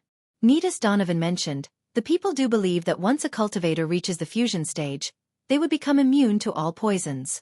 However, that wasn't entirely true. Although a fusion stage cultivator would be immune to most poisons, there were several poisons that were powerful enough to kill them. They were extremely rare to get as they tend to be here in the vilest and most dangerous places. Avon expected Donovan to describe either the man sharpening his dagger or the angelic woman next. To his surprise, Donovan pointed at a duo of young vampires drinking and laughing at a table a couple of meters away from him. These two did not stand out in the crowd at all. As far as Avon could tell, except for their races, they looked pretty normal. One was a dwarf with all the typical dwarven features such as a long beard, a big pot belly, and messy long hair. The one sitting next to him was a typical elf with striking golden hair and a perfect jaw structure. The dwarf is Grey Wolf and the other is White Wolf. Don't let their looks fool you. When it comes to killing, their abilities are second to none. They specialized in making a high-profile assassination look like a street crime. A dwarf and an elf, huh? Duke Avon looked at them with a surprised look on his face. In this world, the dwarves and elves hated each other for some reason. Their enmity was like a cat and a mouse. They didn't know why they hated each other. Nonetheless, they hated each other to the core. Many knew that if you put a dwarf and an elf in the same room, the odds of murder were pretty significantly higher. No one knows how exactly they became friends. We only know several decades ago, Grey Wolf was a commander under the Dwarven King and White served the Empress. Rumors have it that each was part of an elite group in their respective nations until something happened. Now here we are, two birds killing folks happily. It's almost like a fairy tale, Donovan exclaimed. Finally, Donovan turned his gaze toward the young woman who sat a couple of stools next to Avon. Despite being the prettiest woman in the tavern, no one dared to approach her. That's Spider. She was born to an elven father and a human mother. Hated her elven dad, and loathed her mother and authority. Ran away from home at 14. She spent her next couple of decades under the tutelage of Elder Lenora. But that's a story for another time. Spider lures her marks in the most old-fashioned of ways with her beauty. When they least expect it, she unleashes the fury like a woman scorned. She's an expert swordswoman and a nasty bitch with a bow and arrows. There's a rumor going around that she keeps her male victims' nether regions in a trophy case at home. I don't know how true that is, but if it is, that's some shitload of. Donovan just winked without finishing his sentence. He let Avon fill out the last word. If I were you, I would stay as far as possible from her, Donovan said, lowering his voice. Then, he quickly pointed his finger at the man sharpening his dagger. He's called Puma. A hunter turned assassin. He's the one you call him when you want to take out a powerful high-profile target silently. Elder Lenora met him one day during one of his hunts and took an interest in him. This is just a rumor, but some say he almost hunted down Elder Lenora, and when his hunt reached the endgame, Elder Lenora was impressed by him and turned him and gave him teleportation talismans. Teleportation talismans? Duke Avon took a long sip of his beer. Yeah. There are a lot of complications killing a cultivator where they are strong. So he teleports them to a special hunting ground in the southern continent and hunts them down like rabbits, said Donovan. So how does this death squad work? You go there, pay them and name the target, asked Avon. Hell no. They are not those cheap knockoff reapers. They are the elite killers. See that box over there? Donovan pointed at a wooden box hanging on the wall on the other side. You write the name of the target, why you want them dead, and how you want them dead, and put it in the box. But remember this, you cannot write any name but only those who have committed a crime against our kind or the close ones to our kind. No one knows who takes the box and reads the contents inside. But once you put the name, a pigeon will come carrying the payment receipt. You pay them by putting all your gold coins in a space ring and giving it to the pigeons. Once that's done, your target will be dead within a week. After the payment has been made, there's no stopping. Chapter 649. How Michael became Ghost Eye. Almost 20 years ago on Earth, the Browning Street was emptier than usual due to all the riots in the nearby city. Buildings on the weather side of the Browning Street looked worn out, as though they would collapse any second. It had been a couple of decades since a building got new paint. The paved stone streets were all broken and messed up. As a result, the streets had more puddles than gray stones. Due to the high crime rate in this part of the city, the street was void of any taxis or crowds. Except for a couple of junkies in the dark alley, there was no one. Despite the afternoon time, the Browning Street looked gloomy because of the dark storm clouds above. The lines of buildings on either side were built to put as many people as possible within. Thus, the architecture looked like buildings made of matchboxes, no style and no class. They were built to reduce the slum population. In one of those buildings, painted with white but now turned gray, a man wearing a fedora looked down the street from the 20th floor. The man was way out of place as he wore a black tuxedo, Oxford shoes, a black tie, and a fedora hat. He was neither too young nor too old, probably mid-30s or early 40s. His stubble beard and hazel eyes gave him a friendly charm to woo any strangers to trust him. He looked at the street below, where an old man was lying in a pool of blood. His arms and legs looked crooked, as his head was mangled by hitting the ground with such force. Another one down, the man wearing the fedora smiled. He took out a notebook from his inner coat pocket and crossed a name off the list with a pencil. After putting the notebook and the pencil inside, he turned around and left the balcony. Silence fell over the Browning Street. Even up to this moment, no one had seen the dead body lying in the street. The junkies hiding in the dark alley were busy snorting white powder. This chapter upload first at Novel Bin. Net. If you want to read more chapters, please visit Novel Next. Com to experience faster update speed eventually. The man climbed down all the 20 stairs to the ground level. He threw one last look at the dead body before disappearing into one of the dark alleys. To an oblivious man, the man fell from his balcony and died. But only a few knew that it was an assassination. The dead man was a CEO of a pharmaceutical company who was living in the Browning Street until he could leave the country. He committed various frauds and pissed off too many powerful people. When these powerful people want a certain someone to disappear, they would call a shadow organization known as the Underworld. It was a glorified name for a society full of criminals, assassins, and drug kingpins. Since the CEO had his own special force people guarding him in what he thought was a safe house, the Underworld put their best to work. Spectre. He was the deadliest assassin in the world. Once someone ends up on Spectre's hit list, no one can save them, not even the most powerful law enforcement. After killing his target, Spectre calmly walked down the dark alleys. He always felt the need to do something else after an assassination. He called this feeling post-murder tension. Normally, he would take a long walk, go to a park or visit some exclusive escorts. I am getting bored, Spectre stretched his muscles. Not only physically, but he was also mentally exhausted. When he took out his first target, he was 15 years old. It had been 30 years since he entered the assassination business. The spark of killing people once he had slowly dimmed out. But he knew very well that there was no retirement for an assassin like him. There would be always more people who need killing, and the clients always like to work with the best. The Underworld was not a place he could go and sign out his retirement. The second best assassin could always try to end him so they could become the number one. The best way he could come up with was getting a disciple, a murdering protege, or a group of prodigies, train them and let them do his work. That way, Spectre could sit back and enjoy his life a bit. He would be 40 next month, and it would take at least a decade for him to train someone. Unfortunately, there wasn't a place to get prodigies with murdering brains. He wanted someone young, someone who didn't fear the strong, and someone who would be willing to kill without blinking an eye. As he was pondering about his future, he heard a commotion nearby. His ears twitched. Usually, Spectre wouldn't poke his nose into where it doesn't belong. But for some reason he felt curious. What the heck? Spectre shrugged and followed the sound of the commotion. After taking several steps, he reached a corner. He peeked around the corner, standing in the darkness to see a group of men beating the life out of a young kid. The men showed no mercy to the kid. The poor kid looked like he was 10 or 9. He was skin and bones as though he hadn't eaten in weeks. Little twat asking for more than he deserves. What did we tell you about taking this route, huh? This chapter upload first at Novel Bin. Net. The men yelled at the kid without taking a break from kicking the kid. But despite their beating, the kid didn't cry. Instead, he curled into a ball, covering his face and abdomen as though he was used to getting beaten. If we see you in this route again, I will choose one of those little bitches and put the product in their bellies. Got it? A bald, burly man with a body full of tattoos spat on the kid. If Spectre wanted, he could beat the crap out of the 3 of them in a few minutes. Normally, he would have, because it was a good outlet for post-murder tension.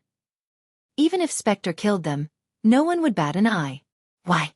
Because they all had a black mamba tattooed on their necks. As a dweller of the underworld, Spectre knew every criminal organization there is. This particular gang specialized in drug and weapons trafficking.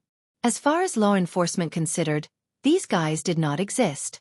They had no passport, no identity card, or any bank accounts in their names. Suppose Spectre killed them, the gang would clear the body and evidence for him because the last thing they would do was seek the help of the police. However, Spectre did not do such a thing. Instead, his focus was on the little kid on the ground. After such a beating, a grown man would cry, let alone a 9-year-old kid.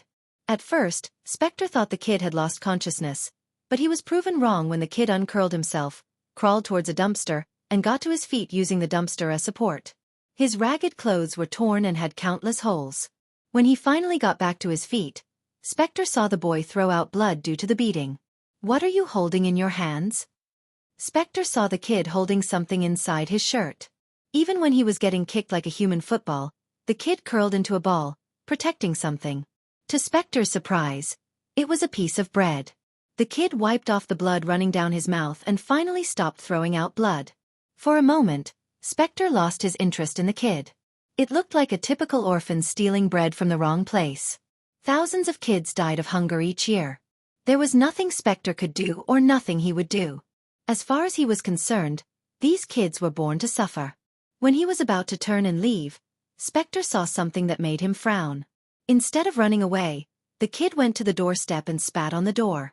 One day, I am going to kill every single one of you, the kid spat at their doorsteps. Spectre's mind played a trick on him by creating a dark cloud around the kid for a moment. As a killer, Spectre could tell the difference between a born killer and a temper tantrum-throwing kid. That kid wasn't being angry. He was just giving Spectre a glimpse of the killer hiding within him. When the kid turned around, he saw the predatory eyes of the kid. They were not of an angry kid but a killer's. A true-born killer. What an interesting find. Spectre was amused and slightly excited. Thus, he followed the kid who limped away from the door. Thanks to the dark alleys and way too many dumpsters, Spectre was able to follow the kid without getting detected. Still, the kid surprised him by turning back, looking around to see if anyone was following him. Spectre felt like he was following a tricky little assassin. Eventually, the kid reached what looked like an abandoned manor near a stinky, polluted river.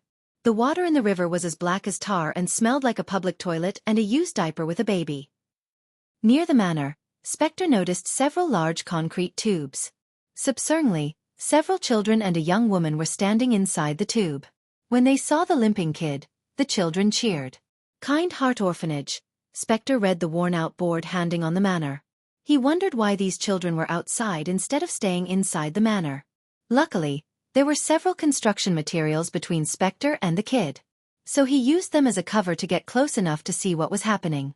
But when Spectre got close, He noticed the brand new state-of-the-art CCTV cameras fit around the manor. Interesting.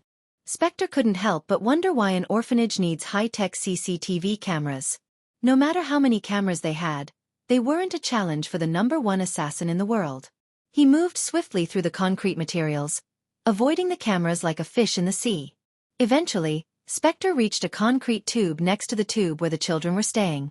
The novel will be updated first on this website. Come back and continue reading tomorrow, everyone. Chapter 650 How Michael Became Ghost 2-inch Michael. What happened to you? Spectre heard a concerned voice of a young girl. Judging by the voice, Spectre would say the girl was in her teenage years, probably 18 or 19. The usual, said the kid named Michael. The other children surrounded him. Looking at the bruises on his face, the young girl knelt down to match his height. Her eyes watered. Where is the sister? Asked Michael. Inside. One of the children whispered. Silence fell over them for a moment until the thunder rumbled in the distance. Here. Eat this. Michael gave the piece of bread he was hiding inside his shirt to the young girl. Where did you get this? Is this why you're looking like this? The girl questioned Michael. Tears began to roll out of her eyes. She was an orphan, not stupid. By the bruises and the blood coming out of the cuts on his little body, she could guess where he went to get the bread. Those bastards. The girl embraced Michael in a big hug. Her body shivered, crying her eyes out. Although they were orphans, they grew up as a family. As far as she was concerned, Michael was her little brother, and he thought of her as his sister too. That was why he risked himself to steal a piece of bread from the place where the gang members packed their drugs. Usually, those gangsters would kill any stranger who dares to enter their building. But Michael wasn't a stranger to them. They used Michael and some of the children in the orphanage as drug mules. To the outside world, Kind Heart was an orphanage, but in reality, it was a gang hideout where the vilest and the sickest criminals did their business. The orphanage was just a cover-up. Okay, stop crying and eat this. You haven't eaten anything for 3 days, said Michael. He smiled despite all the pain to make Ruby stop crying. Instead, his smile hiding the pain only made her sobbing worse. Because of what she did, the thugs kicked them out of the manor as a punishment. One of the vilest creatures went by the name of Orso wanted Ruby to warm his bed. She refused, yet her struggles were futile against him. He abused her despite how many times she begged him. He took pleasure in making her life miserable. A few days ago, he was drunk and wanted to force himself upon Ruby as usual. However, she struggled. As a result, he threw her and the children outside. They were living in the concrete tube for 3 days. They did not even give them water. So whenever Michael trafficked drugs from one area to another through the sewers or dark alleys, he would often make a detour to bring the children some food. One day, he would steal from a bakery, and if he was lucky, he would find some food in the dumpsters. He would have shared the one biscuit given to him by the thugs, but if he ever faints on the street, the thugs would not only beat all the children to near death but also kill a randomly chosen kid from the orphanage to make an example and to entertain themselves. This chapter upload first at Novel Bin. Net. If you want to read more chapters, please visit novelnext.com to experience faster update speed. Of course, they could give Michael more than a biscuit. But they wanted Michael to look as pitiful as possible so the lawmen would take pity instead of bothering to search him. More than logic, the thugs went with their instincts to torture them. So they made the lives of the kids hellish. No. You need this more than me. I am not hungry. Ruby shook her head. I am not stupid, Ruby. Eat this or I will shove it down your throat myself. Spectre almost chuckled, hearing the little man threatening the girl. As for you all, I will go for a run tonight. I will definitely get something from that fat baker. Ruby immediately shook Michael's body. No. The last time you tried to steal from him, he almost killed you, her voice stuttered. To everyone's surprise, Michael just chuckled. But here I am. He beats me, but that fatso doesn't take back what I take from him. A pie might be enough for all of you to share. No, Mikey. You don't have to do this. We are not hungry. Some of the other kids who were old enough to see what was going on shook their heads. Just shut up, everyone. I got this. Spectre was amazed by the kid's confidence and the way he talked. Just by looking at the beating he took, Spectre could tell how the kid's life must be. Still, he was willing to go through a beating again just to bring some food to the others. Even a heartless killer like Spectre felt pity for Michael. Are you going to eat this or not? Michael asked Ruby. Seeing the resolve in his eyes, she knew there was no point arguing with him. Finally, Ruby took a bite out of the bread. It wasn't a big bite as she had to share it with the others. 1 piece of bread for 7 people. It was hardly enough for anyone, but they managed to share it with everyone. The kids even picked up the crumbs that fell to the ground and ate them in hunger. While they were eating the bread, Michael came outside the concrete tube away from the eyes of everyone in it. This chapter upload first at Novel Bin. Net Spectre peeked outside to see the kid looking at the sky with a wide open mouth. Spectre wondered why he was doing that. In a few moments, Spectre got his answer. The kid was waiting for the rain droplets to go down his throat. Obviously, they wouldn't be able to drink the sewage water in the river, so the only clean water source was rain. Spectre waited patiently, looking at the kid catching the rain droplets with his mouth. Slowly, seconds turned minutes, and minutes turned hours. Eventually, the drizzle became a heavy downpour. Even Spectre, who wore clothes from head to toe, shivered in the cold. So it wasn't a surprising image to see the children shivering in the concrete tube. They only had each other to get some body warmth. At this moment, everyone closed their eyes, having dreams and nightmares except 2, Michael and Spectre. The latter's eyes were fixed on Michael. As an assassin, Spectre had excellent eyesight, even in the dark. He could see the kid sharpening a rusty knife. Spectre didn't know where Michael managed to get the knife, but that wasn't the point. He was more curious why the kid was sharpening the knife this late in the night.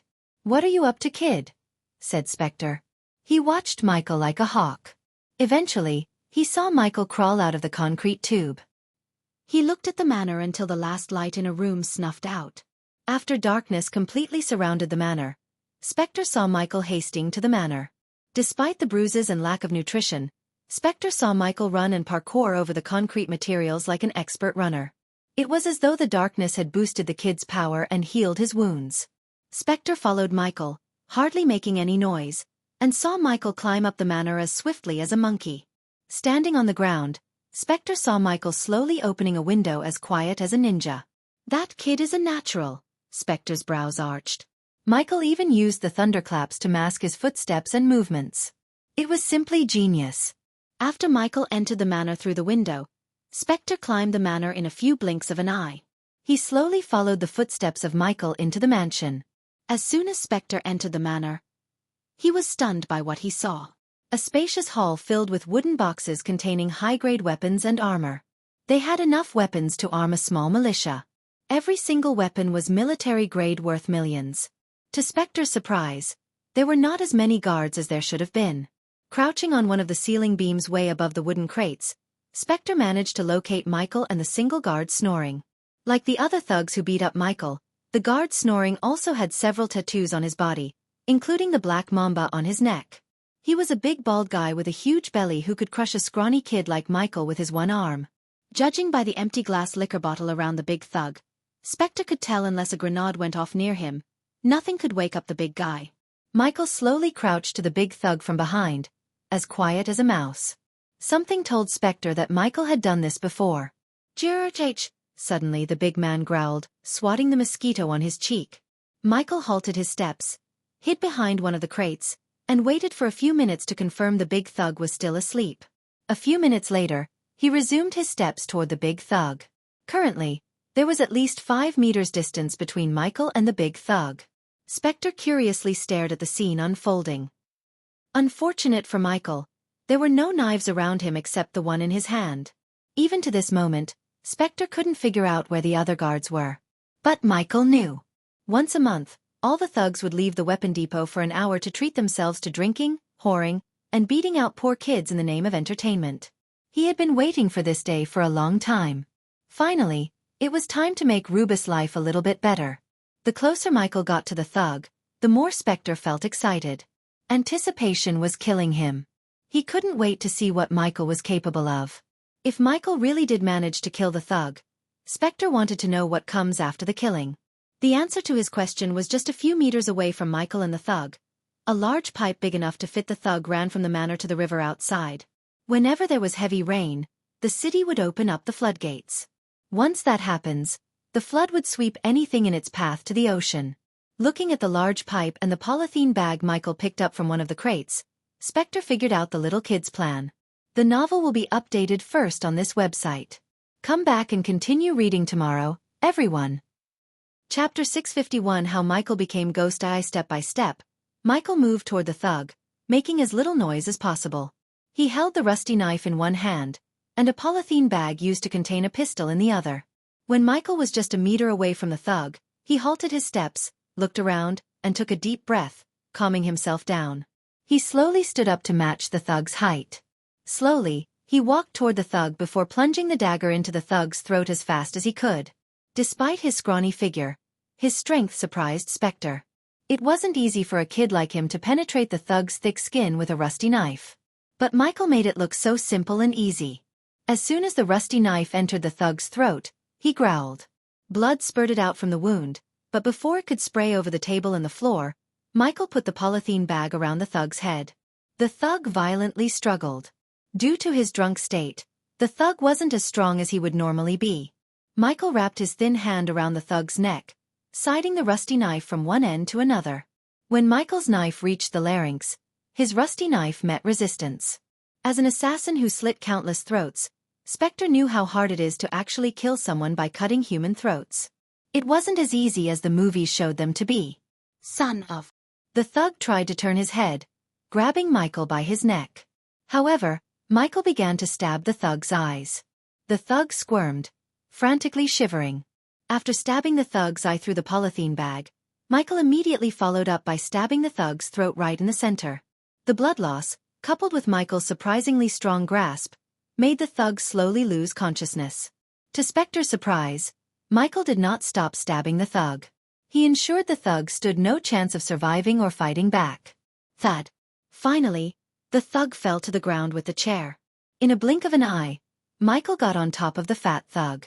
He plunged the rusty knife through the thug's chin, making sure he didn't yell or scream. Eventually, after so many stabs and much struggle, Michael rolled down the thug's body to the ground. His little chest rose and fell repeatedly.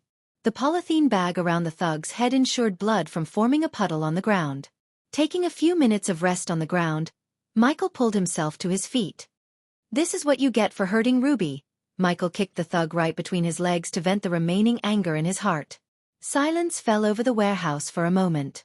In an utter silence, Spectre watched everything with an amused smile on his face. Finally, he had found a proper prodigy to train and impart his skills. He had seen many children of famous killers. They were trained from a little age to become the next generation of killers. But Spectre hadn't seen an intense murdering aura from them like he had sensed from Michael. He was a natural-born killer. With the remaining strength, Michael tried to pull the body toward the large hole on the other side of the warehouse. At the same time, Spectre noticed a few shadows when lightning flashed across the sky. Michael's body tensed when he heard the footsteps. He panicked as any kid should. He hastened his steps, but the thug was heavier than he expected. "Why do you have to forget your wallet today of all days, Jamie?" The two guards opened the door on the other end. They were on their way to Michael and their colleague. Now that Michael had killed the thug, he only had two choices. Leave the body and run away or try to kill the other two guards. The latter wasn't possible for a scrawny kid like Michael no matter how much of a prodigy he was. So if Michael had to leave the body and run away, the two guards would see the dead body. Of course at that time, Spectre wouldn't be surprised if the thugs decided to torture each and every kid individually to get the truth. Luckily for Michael, Spectre decided to help his soon-to-be disciple. He simply jumped down from the beam and landed a few meters away from Michael without making a noise. "Do you need help with the kid?" Michael's muscles went rigid.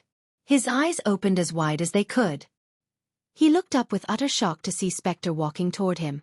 Due to the darkness, Michael couldn't see this man's face, but one thing was certain. He didn't belong to this gang, at least he didn't dress like one. "There are two guards on their way to right this spot as we speak," Spectre said silently, just loud enough for Michael to hear him. This chapter upload first at novel.Net. If you want to read more chapters, please visit novelnext.com to experience faster update speed. Michael clenched the bloody rusty knife tighter, threatening Spectre to kill him with his eyes. His eyes were predatory instead of fearing Spectre. Who are you?" Michael asked. For the first time, his voice had a slight fear. He didn't fear for his life but for the other children. The fear of letting another child turn into a drug mule like him freaked out Michael. Unlike him, they didn't have the brain to outwit the other gangsters, criminals, and police.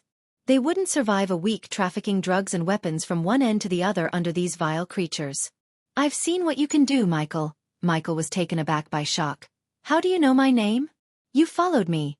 Michael realized why he felt like he was being followed this afternoon. I want you to become my student. Michael creased his brows. Despite the fact he had killed a thug in cold blood, he was calm enough to use his brain. What kind of student? How do you like to become an assassin? Michael looked at Spectre from head to toe. You mean a hitman?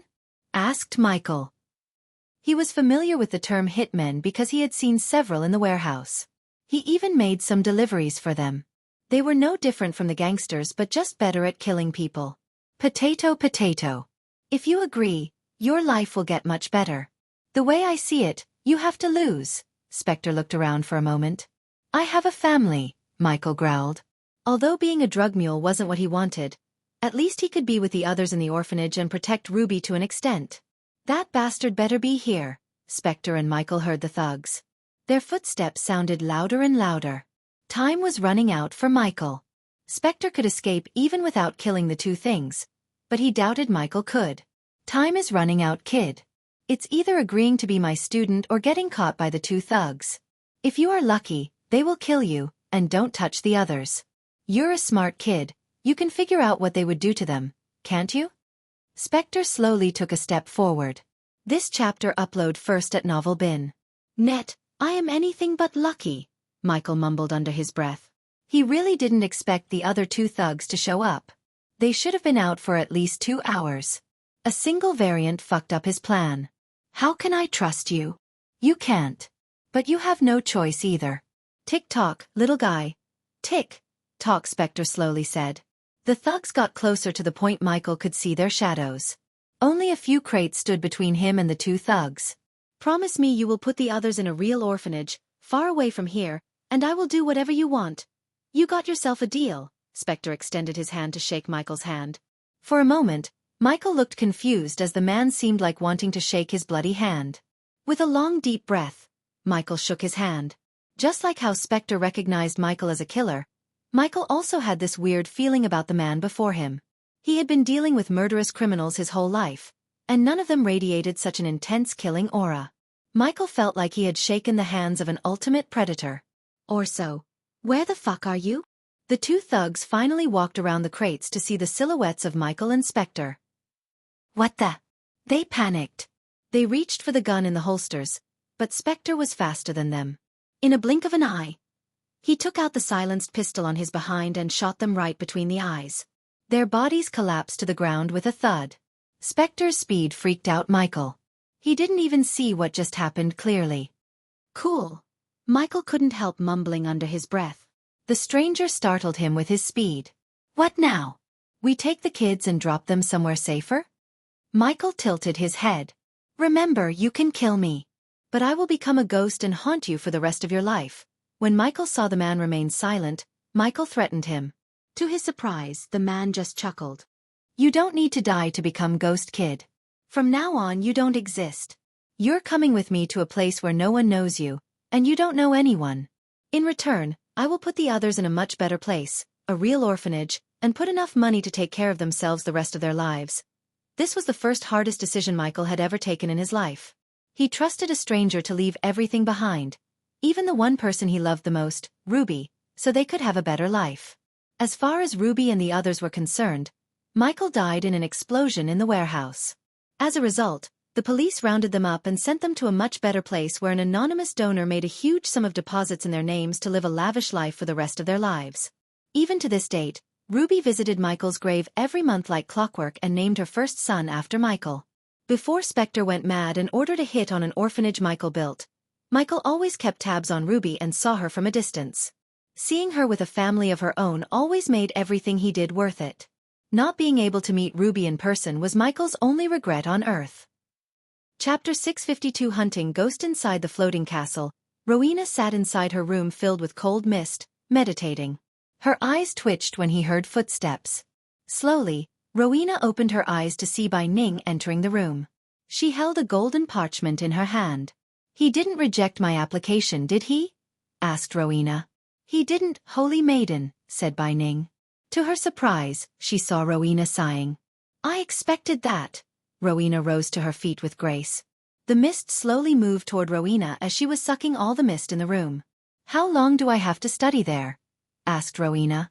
1 year for each specialization. 4 years, said Rowena. She did not like to waste her time studying, but she had no choice. As a holy maiden, she needed to be proficient in each specialization. Deep down, Rowena knew studying in Mazeroth was not a waste of time. Just she had never attended any secrets or academies before in her life, so it was going to be a new experience for her. You will start your academics in the House of Alchemists. Hey, race everything you need, holy maiden. With a flick of her wrist, Bai Ning took out several items including jade green robes from her space ring. Rowena picked up the silver parchment and opened it. "Ruby, huh? Did you pick this name?" asked Rowena. Her face was void of any expression that Bai Ning couldn't tell whether she liked the name or not. "You have to go to Mazeroth in 3 days, holy maiden," said Bai Ning. Throwing the silver parchment aside, Rowena locked her gaze with Bai Ning. "When were you planning to tell me about the vampires, Bai Ning?" asked Rowena. Until Rowena saw the royal news, even she didn't know about the vampires. But she was sure the Sky Hall knew about their existence. It made Rowena wonder why the Sky Hall elders chose not to reveal their existence to her. For a moment, Bai Ning didn't say a word. Silence fell over them. It wasn't a decision made by Bai Ning. Instead, the elders ordered her not to share the vampire's existence with the Holy Maiden. They wanted the Holy Maiden as far as possible from what was happening outside. This chapter upload first at Novel Bin. Net. If you want to read more chapters, please visit novelnext.com to experience faster update speed. Did the elders tell you not to? Bai Ning's heart skipped a beat. Rowena calmly questioned Bai Ning as though she had read the old woman's mind. Bai Ning's silence was more than enough for Rowena to know the answer to her question. "When I ascend to the throne, there will be many changes, Bai Ning." Rowena's words were full of authority and dominance. Although Rowena was chosen to be the Holy Maiden, she would get her full power and authority over the elders only after she ascended to the throne. To take that throne, she needed to reach the immortal stage. Until then, she would only be the Holy Maiden in the name. "My father almost died fighting an elder vampire. Did you know that?" Rowena questioned the old woman again. The old woman has been with her since she was little. However, lately, she had started to have so many secrets. To be more precise, Bai Ning was ordered to keep things from her. Rowena hated secrecy, especially from people who were close to her. What Rowena hated most was she had to learn what had transpired on the battlefield from Andrews. Until Andrews told her what had happened, she didn't know her father almost died fighting an elder vampire. She may haven't fought one yet, but she heard how powerful an elder vampire could be. "You've been keeping so many secrets lately, Bai Ning." Rowena's eyes turned predatory. The cold emanated from her body, creating a thin crystal layer on Bai Ning. "I may not have all the powers, but I can still kill you." Bai Ning took a step back in utter fear. No matter how much resources they poured into swaying her to their side, she always prioritized her family. For Rowena, there was nothing more valuable than family. So when something endangers her family, she would bring the wrath of the Holy Maiden upon them against the elders' wish. As much as she loved her family, she also valued what was wrong and what was right. Otherwise, she would have gone to kill Ghost the moment she learned what he did to Andrews in the tournament. Just like Noah, Rowena also blamed Andrews and felt grateful to Ghost for not killing Andrews when he could have easily. To be honest, Rowena coldly yelled at Andrews for not involving her in his love matter. She could have easily convinced Catherine's father as the Holy Maiden. Who would dare to go against the wish of a Holy Maiden? No one. Simply put, Rowena would go to any length to protect her family and keep them safe. This made the entire Sky Hall fear Rowena and did their best to keep everything about Harriet from Rowena. As a result, every time Bai Ning thought about Rowena learning the truth about her family and what the Sky Hall did to them, she would break into a sweat in fear. When Rowena turned around, Bai Ning sighed in relief. It felt as if a mountain of pressure had been lifted off her shoulder. Ghost. Rowena thought of Michael. She felt grateful to him. This wasn't the first time he had saved her family. First, he saved her sister. Then, he saved her mother on the same day from an assassination. Finally, He had saved her father from an elder vampire. Her eyes lost the cold murderous intent and showed a tinge of gentleness. She wanted to meet him. Luckily, Maze Roth had given her a perfect chance to meet him. Back in Eve's castle, Michael was cuddling Gaia on the bed. Since the winter would begin in a few days, the night was cold enough for him to light the fireplace and purchase a thick blanket from the system store. After upgrading the system, purchasing an ancient ice core, and earning a ton of badass points by killing an elder vampire, he took a break from all the chaos and decided to spend some quality time with Gaia. In 4 days, they would have to return to Maze Roth where they cannot sleep like this. So Michael hit the bed early with Gaia and slept cuddling her tight. After learning the truth about Vedora's kind, Nightmare decided to stay with Vedora so they won't feel alone. The night was calm and peaceful. The only sound that resonated in the room was the firework crackling under the flames and Gaia's soft groans whenever he hugged her tighter. Under the thick blanket, Michael wore nothing but his black sweatpants. Everything was so peaceful and calm until a bright glow appeared above Michael's bed out of nowhere. Michael's eyes abruptly opened. To his suspicion, Gaia wasn't beside him anymore. Instead, all he could see were tall trees. The dried tree leaves crumbled under his breath. He slowly picked himself off the ground and tried to see where he was and how he got there. He looked up at the moonless sky. Then, he looked around but didn't move. As far as his eyes could see, there was nothing but trees. It was obvious he was in a forest. But it wasn't a rainforest with a sea of trees and thick foliage. Rather, the forest was a temperate coniferous forest. Yellowish dried leaves blanketed the ground. Judging by the lack of arch energy in the atmosphere, Michael guessed he was somewhere in the southern continent. Which led him to another question. How did he end up here? It seemed to him someone had teleported him because one moment he was in Aur and the other, he was in another continent. But how? That was the question in his mind. This chapter upload first at Novel Bin. Net suddenly, the sound of someone whistling echoed through the forest. This is where the hunters become the hunted. Following the whistle, a calm thick voice sounded in Michael's head. The voice appeared to come from every direction which confused Michael. However, whoever teleported him didn't have an idea that Michael could still use arch energy in the southern continent. As a result, he was able to locate the intruder with his environmental map. To get the full story, Michael pretended to be powerless. It would be unwise to show his true power before learning why he was here and how the man teleported him here. The last time Michael checked, no one except the system could teleport someone into the southern continent. "Hello," Michael raised his voice. "What is this place? How did I get here?"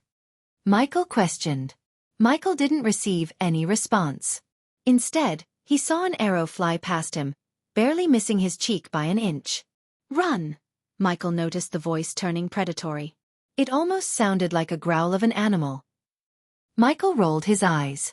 Then he slowly stepped forward, pretending to be shocked and awed. He wanted to put on an act so whoever kidnapped him would slowly reveal some valuable information. Granted, Michael could always try to catch and torture him. But after realizing his foe might have the power to teleport, Michael didn't want to take any chances. Michael hastened his pace when another arrow shot past him. He was running in the woods wearing nothing but his sweatpants. You can see the true heart of a man when you're out in the woods with a weapon. As soon as these words resonated in the forest, a sword dropped from a tree, landing a meter away from Michael. Michael entertained the one who thought hunting him by picking up the sword. The moment Michael picked the silver sword from the ground, an arrow shot straight toward Michael's head. With a single swing of his sword, Michael cut the arrow in half. "Hunting is part of a cycle of life that repeats," the man said. Michael used his X-ray vision while running to locate several traps. All of them were used by hunters. Michael avoided every single trap and the arrows. "A worthy prey after a long time," the man who was hunting Michael exclaimed. "To track prey, you must first know it as you would a brother." "Am I right, Ghost?" asked the man. Chapter 653 Puma, the hunter using the X-ray vision. Michael noticed several traps on his way. One of the traps was connected to a large log above. Once he trips the wire, it would bring down the log in an arc, knocking down the poor soul. To get more information from this hunter, Michael needed to get out of his sight. His mind quickly formed a plan. He slowed down, letting the hunter get a bit close. When the hunter was directly behind him, Michael threw the sword, slashing the tripwire. As soon as the sword cut the wire, a large log came down, swinging. With his superior agility, Michael jumped on the log at the speed of a lightning flash and leaped away from its trajectory. The log traveled swinging in the air. For a moment, the hunter's sight moved from Michael. Michael heard a rustling sound. The hunter slid under the log to escape it. Fortunately, the split-second distraction enabled Michael to do something the hunter never had expected. He used the arch energy to get to a tree top with a single leap.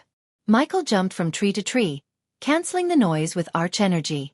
The traps, the quotes the hunter spoke, and everything about this place told Michael the man was obsessed with hunting. A man such as him would have keen senses and tracking abilities. So Michael left no trail for him. After leaping off the log, Michael's feet never touched the ground as he flew a few inches above the ground. Not enough for the hunter to differentiate between running and floating. After leading several trees, Michael willed the system to equip his black dress. Michael manipulated the darkness to cover himself. It was enough for him to blend in with the dark night. Hanging on a tree way above the ground, Michael used thermal vision to track down the hunter. To the naked eye, the hunter was invisible due to the ghillie suit and the darkness. But to Michael, the hunter was clear as day. Michael adjusted his X-ray vision to take a closer look at the hunter slowly moving forward. The man crouched down, looking for food prints or disturbances on the ground to locate Michael. Michael felt like a predator. His mind almost screamed at him to make some clicking noises. Just for fun. "Where are you?" the hunter asked Michael. Despite the lack of tracks, the hunter remained calm. He almost sounded amused. The hunter eventually looked up to see if Michael was up in the trees. "I can hear your heartbeat, Ghost." To Michael's astonishment, an arrow soared through the hair, hitting the tree just missing his face by a couple of inches. If it wasn't for Michael's superior reflex, the arrow would have penetrated his head right away. Michael immediately leaped onto another tree and yet again, the hunter hit the tree with an arrow as fast as Michael's leap. "Hear my heartbeat, huh?" Michael smirked. "I gotta give it to you, Ghost. You are a damn good climber," the hunter said. There was a bit of admiration in his voice. "Thank you. I would shake your hands but—" Michael's words were abruptly cut short when an arrow hit the bark beside him. "I will shake your hands." The hunter paused for a moment. "After I cut your hand out of your body. Is that so?" Michael said, rapidly leaping from one tree to another. Since the trees were closer to each other, the hunter wasn't surprised by his acrobatics. In stark contrast, Michael was using arch energy to leap back and forth. To disorient the hunter once again, Michael ordered the system to form a shield around himself, preventing the hunter from hearing his heartbeat. The hunter's arrows finally stopped hitting the trees. He looked around, frowning behind his suit made of dark leaves. This chapter upload first at Novel Bin. Net. If you want to read more chapters, please visit novelnext.com to experience faster update speed. While the hunter was searching for Michael, he took out a dagger and cut his palm. As soon as Michael's blood gushed out of his palm, the hunter fired an arrow precisely at the point where Michael touched the tree with his bloody palm. Michael heard the hunter take a long whiff as though he was smelling the blood. Darkness, hearing heartbeats and smelling blood. He's a vampire. Michael connected the dots and learned the hunter's origins. There was no doubt in his mind.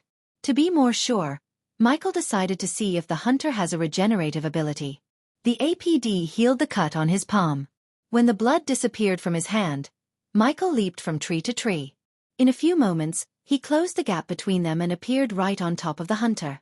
Michael dropped from the tree, landing a few inches behind the hunter. Immediately, Michael slashed the dagger left and right, cutting the hunter's back. Caught off guard, the hunter roared. Blood spurted out from the hunter's cuts. Michael pulled out the camouflage on his body. As expected, Michael saw the wound closing up. With a speed beyond mortal limits, the hunter turned around, swinging the longbow in his hand. Michael quickly leaped back. "You're a vampire," said Michael. The man before him was tall, muscular with broad shoulders, and had a thick mustache. Moreover, his eyes glimmered with killing lust. "H!" the man roared as Michael saw the two long fangs. Even in the darkness, the two fangs were visible to the naked eye. A slight surprise emerged in Michael's eyes. Compared to Avon, the vampire before him was several times more menacing. The vampire did not attack Michael head-on but throw a smoke bomb at his feet to disappear from Michael's sight. The thick cloud of gas quickly surrounded Michael, preventing him from following the vampire's tracks. The vampire's speed surprised Michael. He did not use arch energy to boost his speed. Rather, it was purely skills honed by probably hundreds of years of practice or hunting. Once again, Michael leaped into the air, reaching the top of a tree. He completely concealed the sound of his heartbeat with the help of the system. System, scan him. I want to know how he managed to teleport me here. Michael ordered the system in his mind. Full scanning would cost the host 10,000 badass points. Do it. Keep your eyes on the target until the system finishes the scanning. It will be done in 5 minutes. With a smirk on his face, Michael took out a few vials containing human blood. He was using these vials to brew some potions, but now, they were going to help him distract the vampire. He tossed a vial to the other side. When the vials shattered, the vampires fired an arrow. Life is funny, isn't it? Asked Michael. His voice echoed through the silent forest. 1 second you were the hunter and the next, you became the hunted. The vampire knew Ghost was using the trees to traverse. So naturally, he kept his eyes above. Unfortunately for him, the darkness prevented him from locating Michael. His ears couldn't pick up the sound of Ghost's heartbeat. Coupled with Michael's lightning-quick speed, the vampire struggled to locate him. Teleporting me to the southern continent, that's a good move, Michael conversed with the vampire. He confused the vampire by tossing the blood vials to another side. But picking me as your target, bad move, Michael's voice became cold. You made several mistakes, vampire. Whoosh! An arrow hit the tree Michael was hanging on. Still, it couldn't hit Michael. He was simply too fast. The vampire was indeed good and almost on par with Gaia in archery. However, Michael used the arch energy to boost his speed. Moreover, it was a dark night when Michael was the strongest. This chapter upload first at novelbin.Net. Mistake number 1. You let me learn the layout of this place. Another arrow penetrated the bark. The vampire avoided hitting the place where the scent of blood came from. He learned Ghost was using the blood vials to distract him. Instead, the vampire focused on Michael's voice. Mistake number 2. You didn't do your homework. Otherwise, you would have known what I am capable of, said Michael. He increased his speed more. As a result, the vampire had a hard time locating Michael. Mistake number 3. You talk too much. Finally, the system finished scanning the vampire. The system has detected a teleportation talisman on the vampire's belt. A talisman. Michael thought. Can you lock down this place? It would be a shame if the vampire used the talisman to escape. That will cost you 50,000 badass points, host. Just do it. Although 50,000 badass points was a huge sum, it wasn't more valuable than the information Michael could get from the vampire. After killing Avon, he had badass points to spare.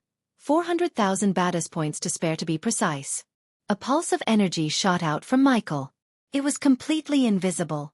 An oblivious man would see no difference in the forest. Even the vampire had no idea that Michael destroyed his escape plan. Finally, Michael stopped leaping from tree to tree like a monkey and jumped down.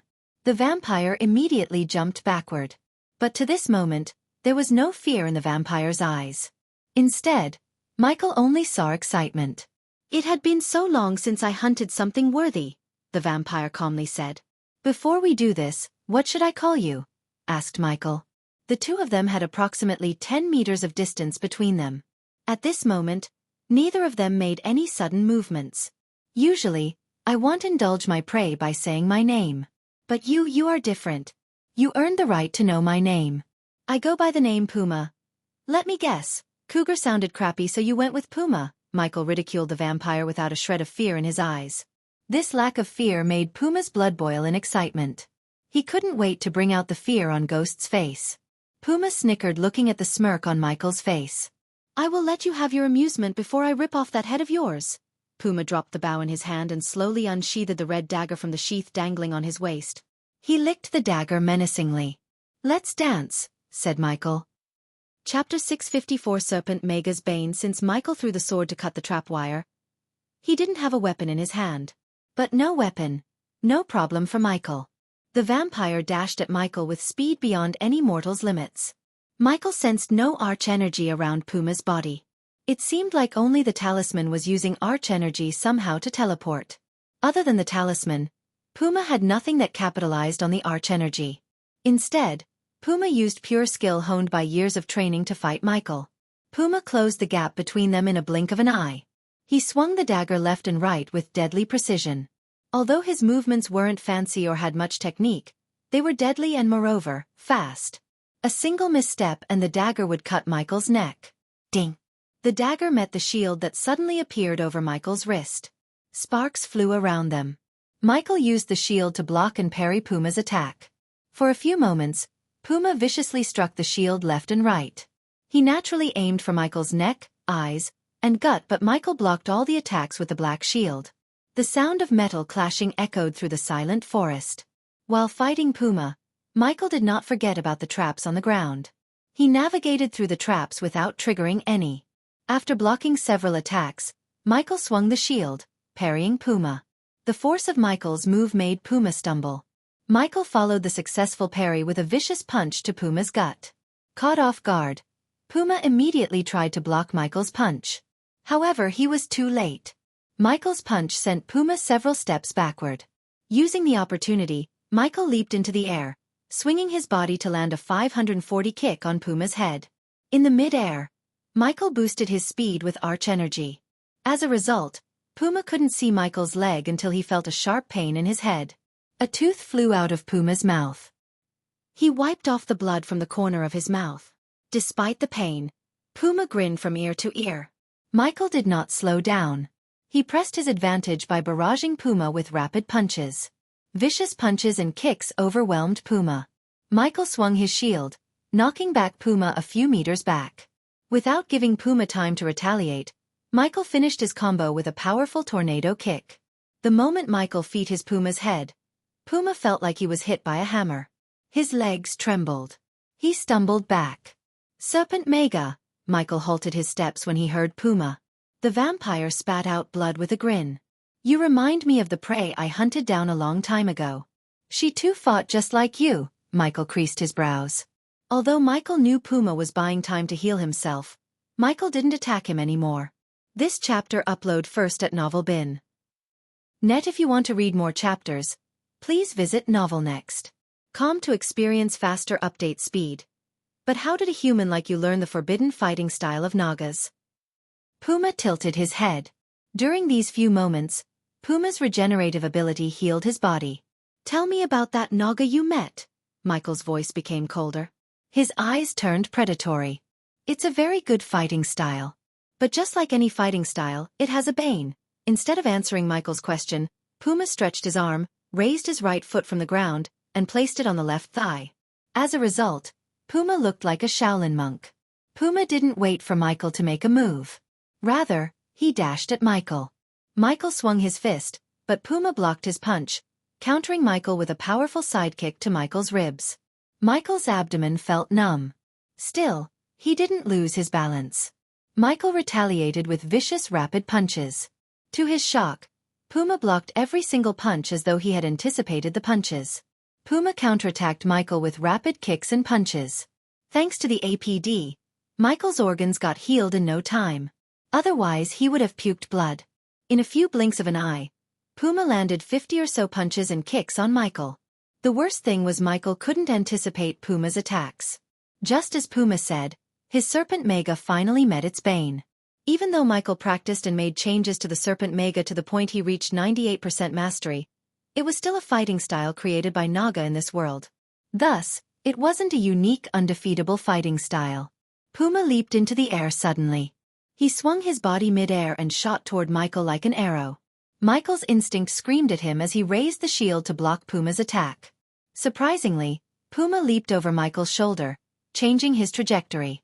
He swiftly landed behind Michael. Puma was fast to the point even Michael didn't react in time. The vampire swung his dagger, cutting Michael in the back. Blood spurted out.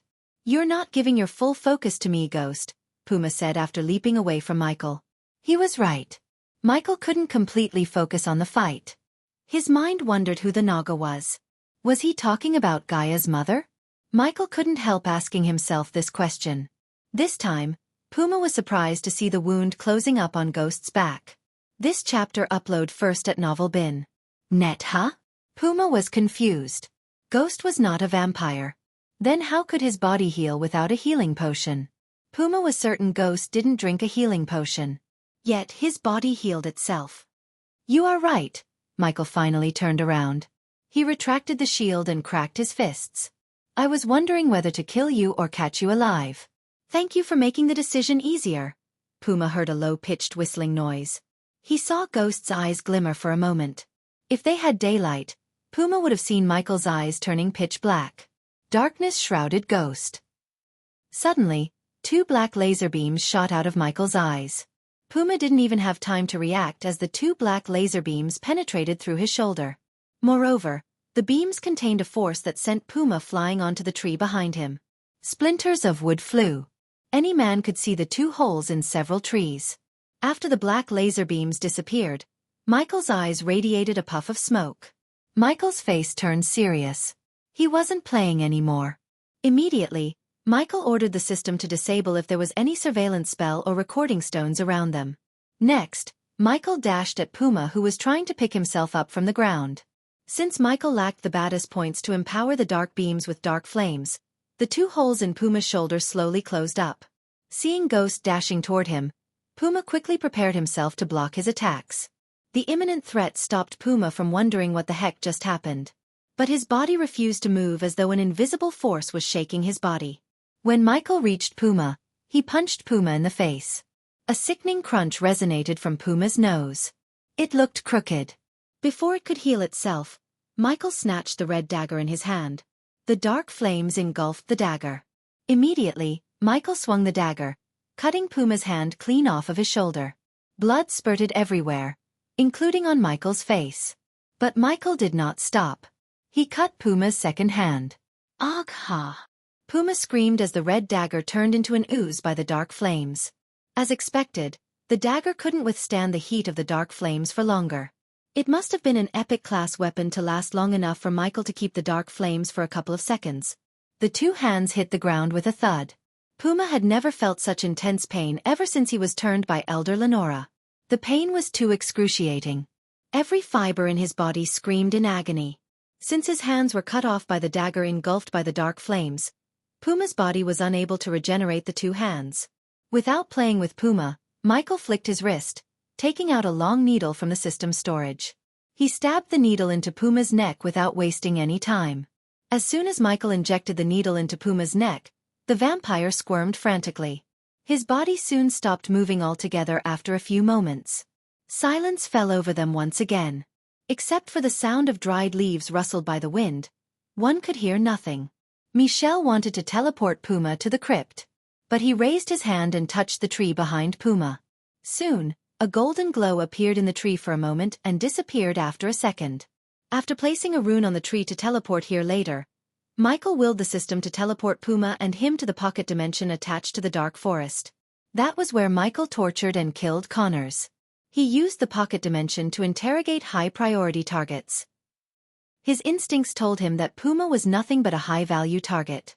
There was a chance Puma was talking about Gaia's mother. He recalled Gaia telling him that the serpent Mega was taught to her by her mother, and only their bloodline knew this fighting technique. If Puma really had met Gaia's mother, he might know something that could help them figure out where Gaia's mother is and, more importantly, what made her fake her own death and disappear. In a blink of an eye, the scenery around Michael changed. Puma was still unconscious. My lord, as soon as Michael appeared in the pocket dimension, he was welcomed by Azazel. The demon butler was surprised to see Michael with Puma. The demon butler was enjoying his time off in the serene view of the waterfall and the small lake at the feet of the waterfall. His break was cut short when Michael appeared. Tie him to the tree. Michael pushed Puma to Azazel and disappeared once again. The novel will be updated first on this website. Come back and continue reading tomorrow, everyone. You're tuning in to the Wisdom Diary YouTube channel. Don't forget to subscribe and join us on this journey to catch the most captivating stories.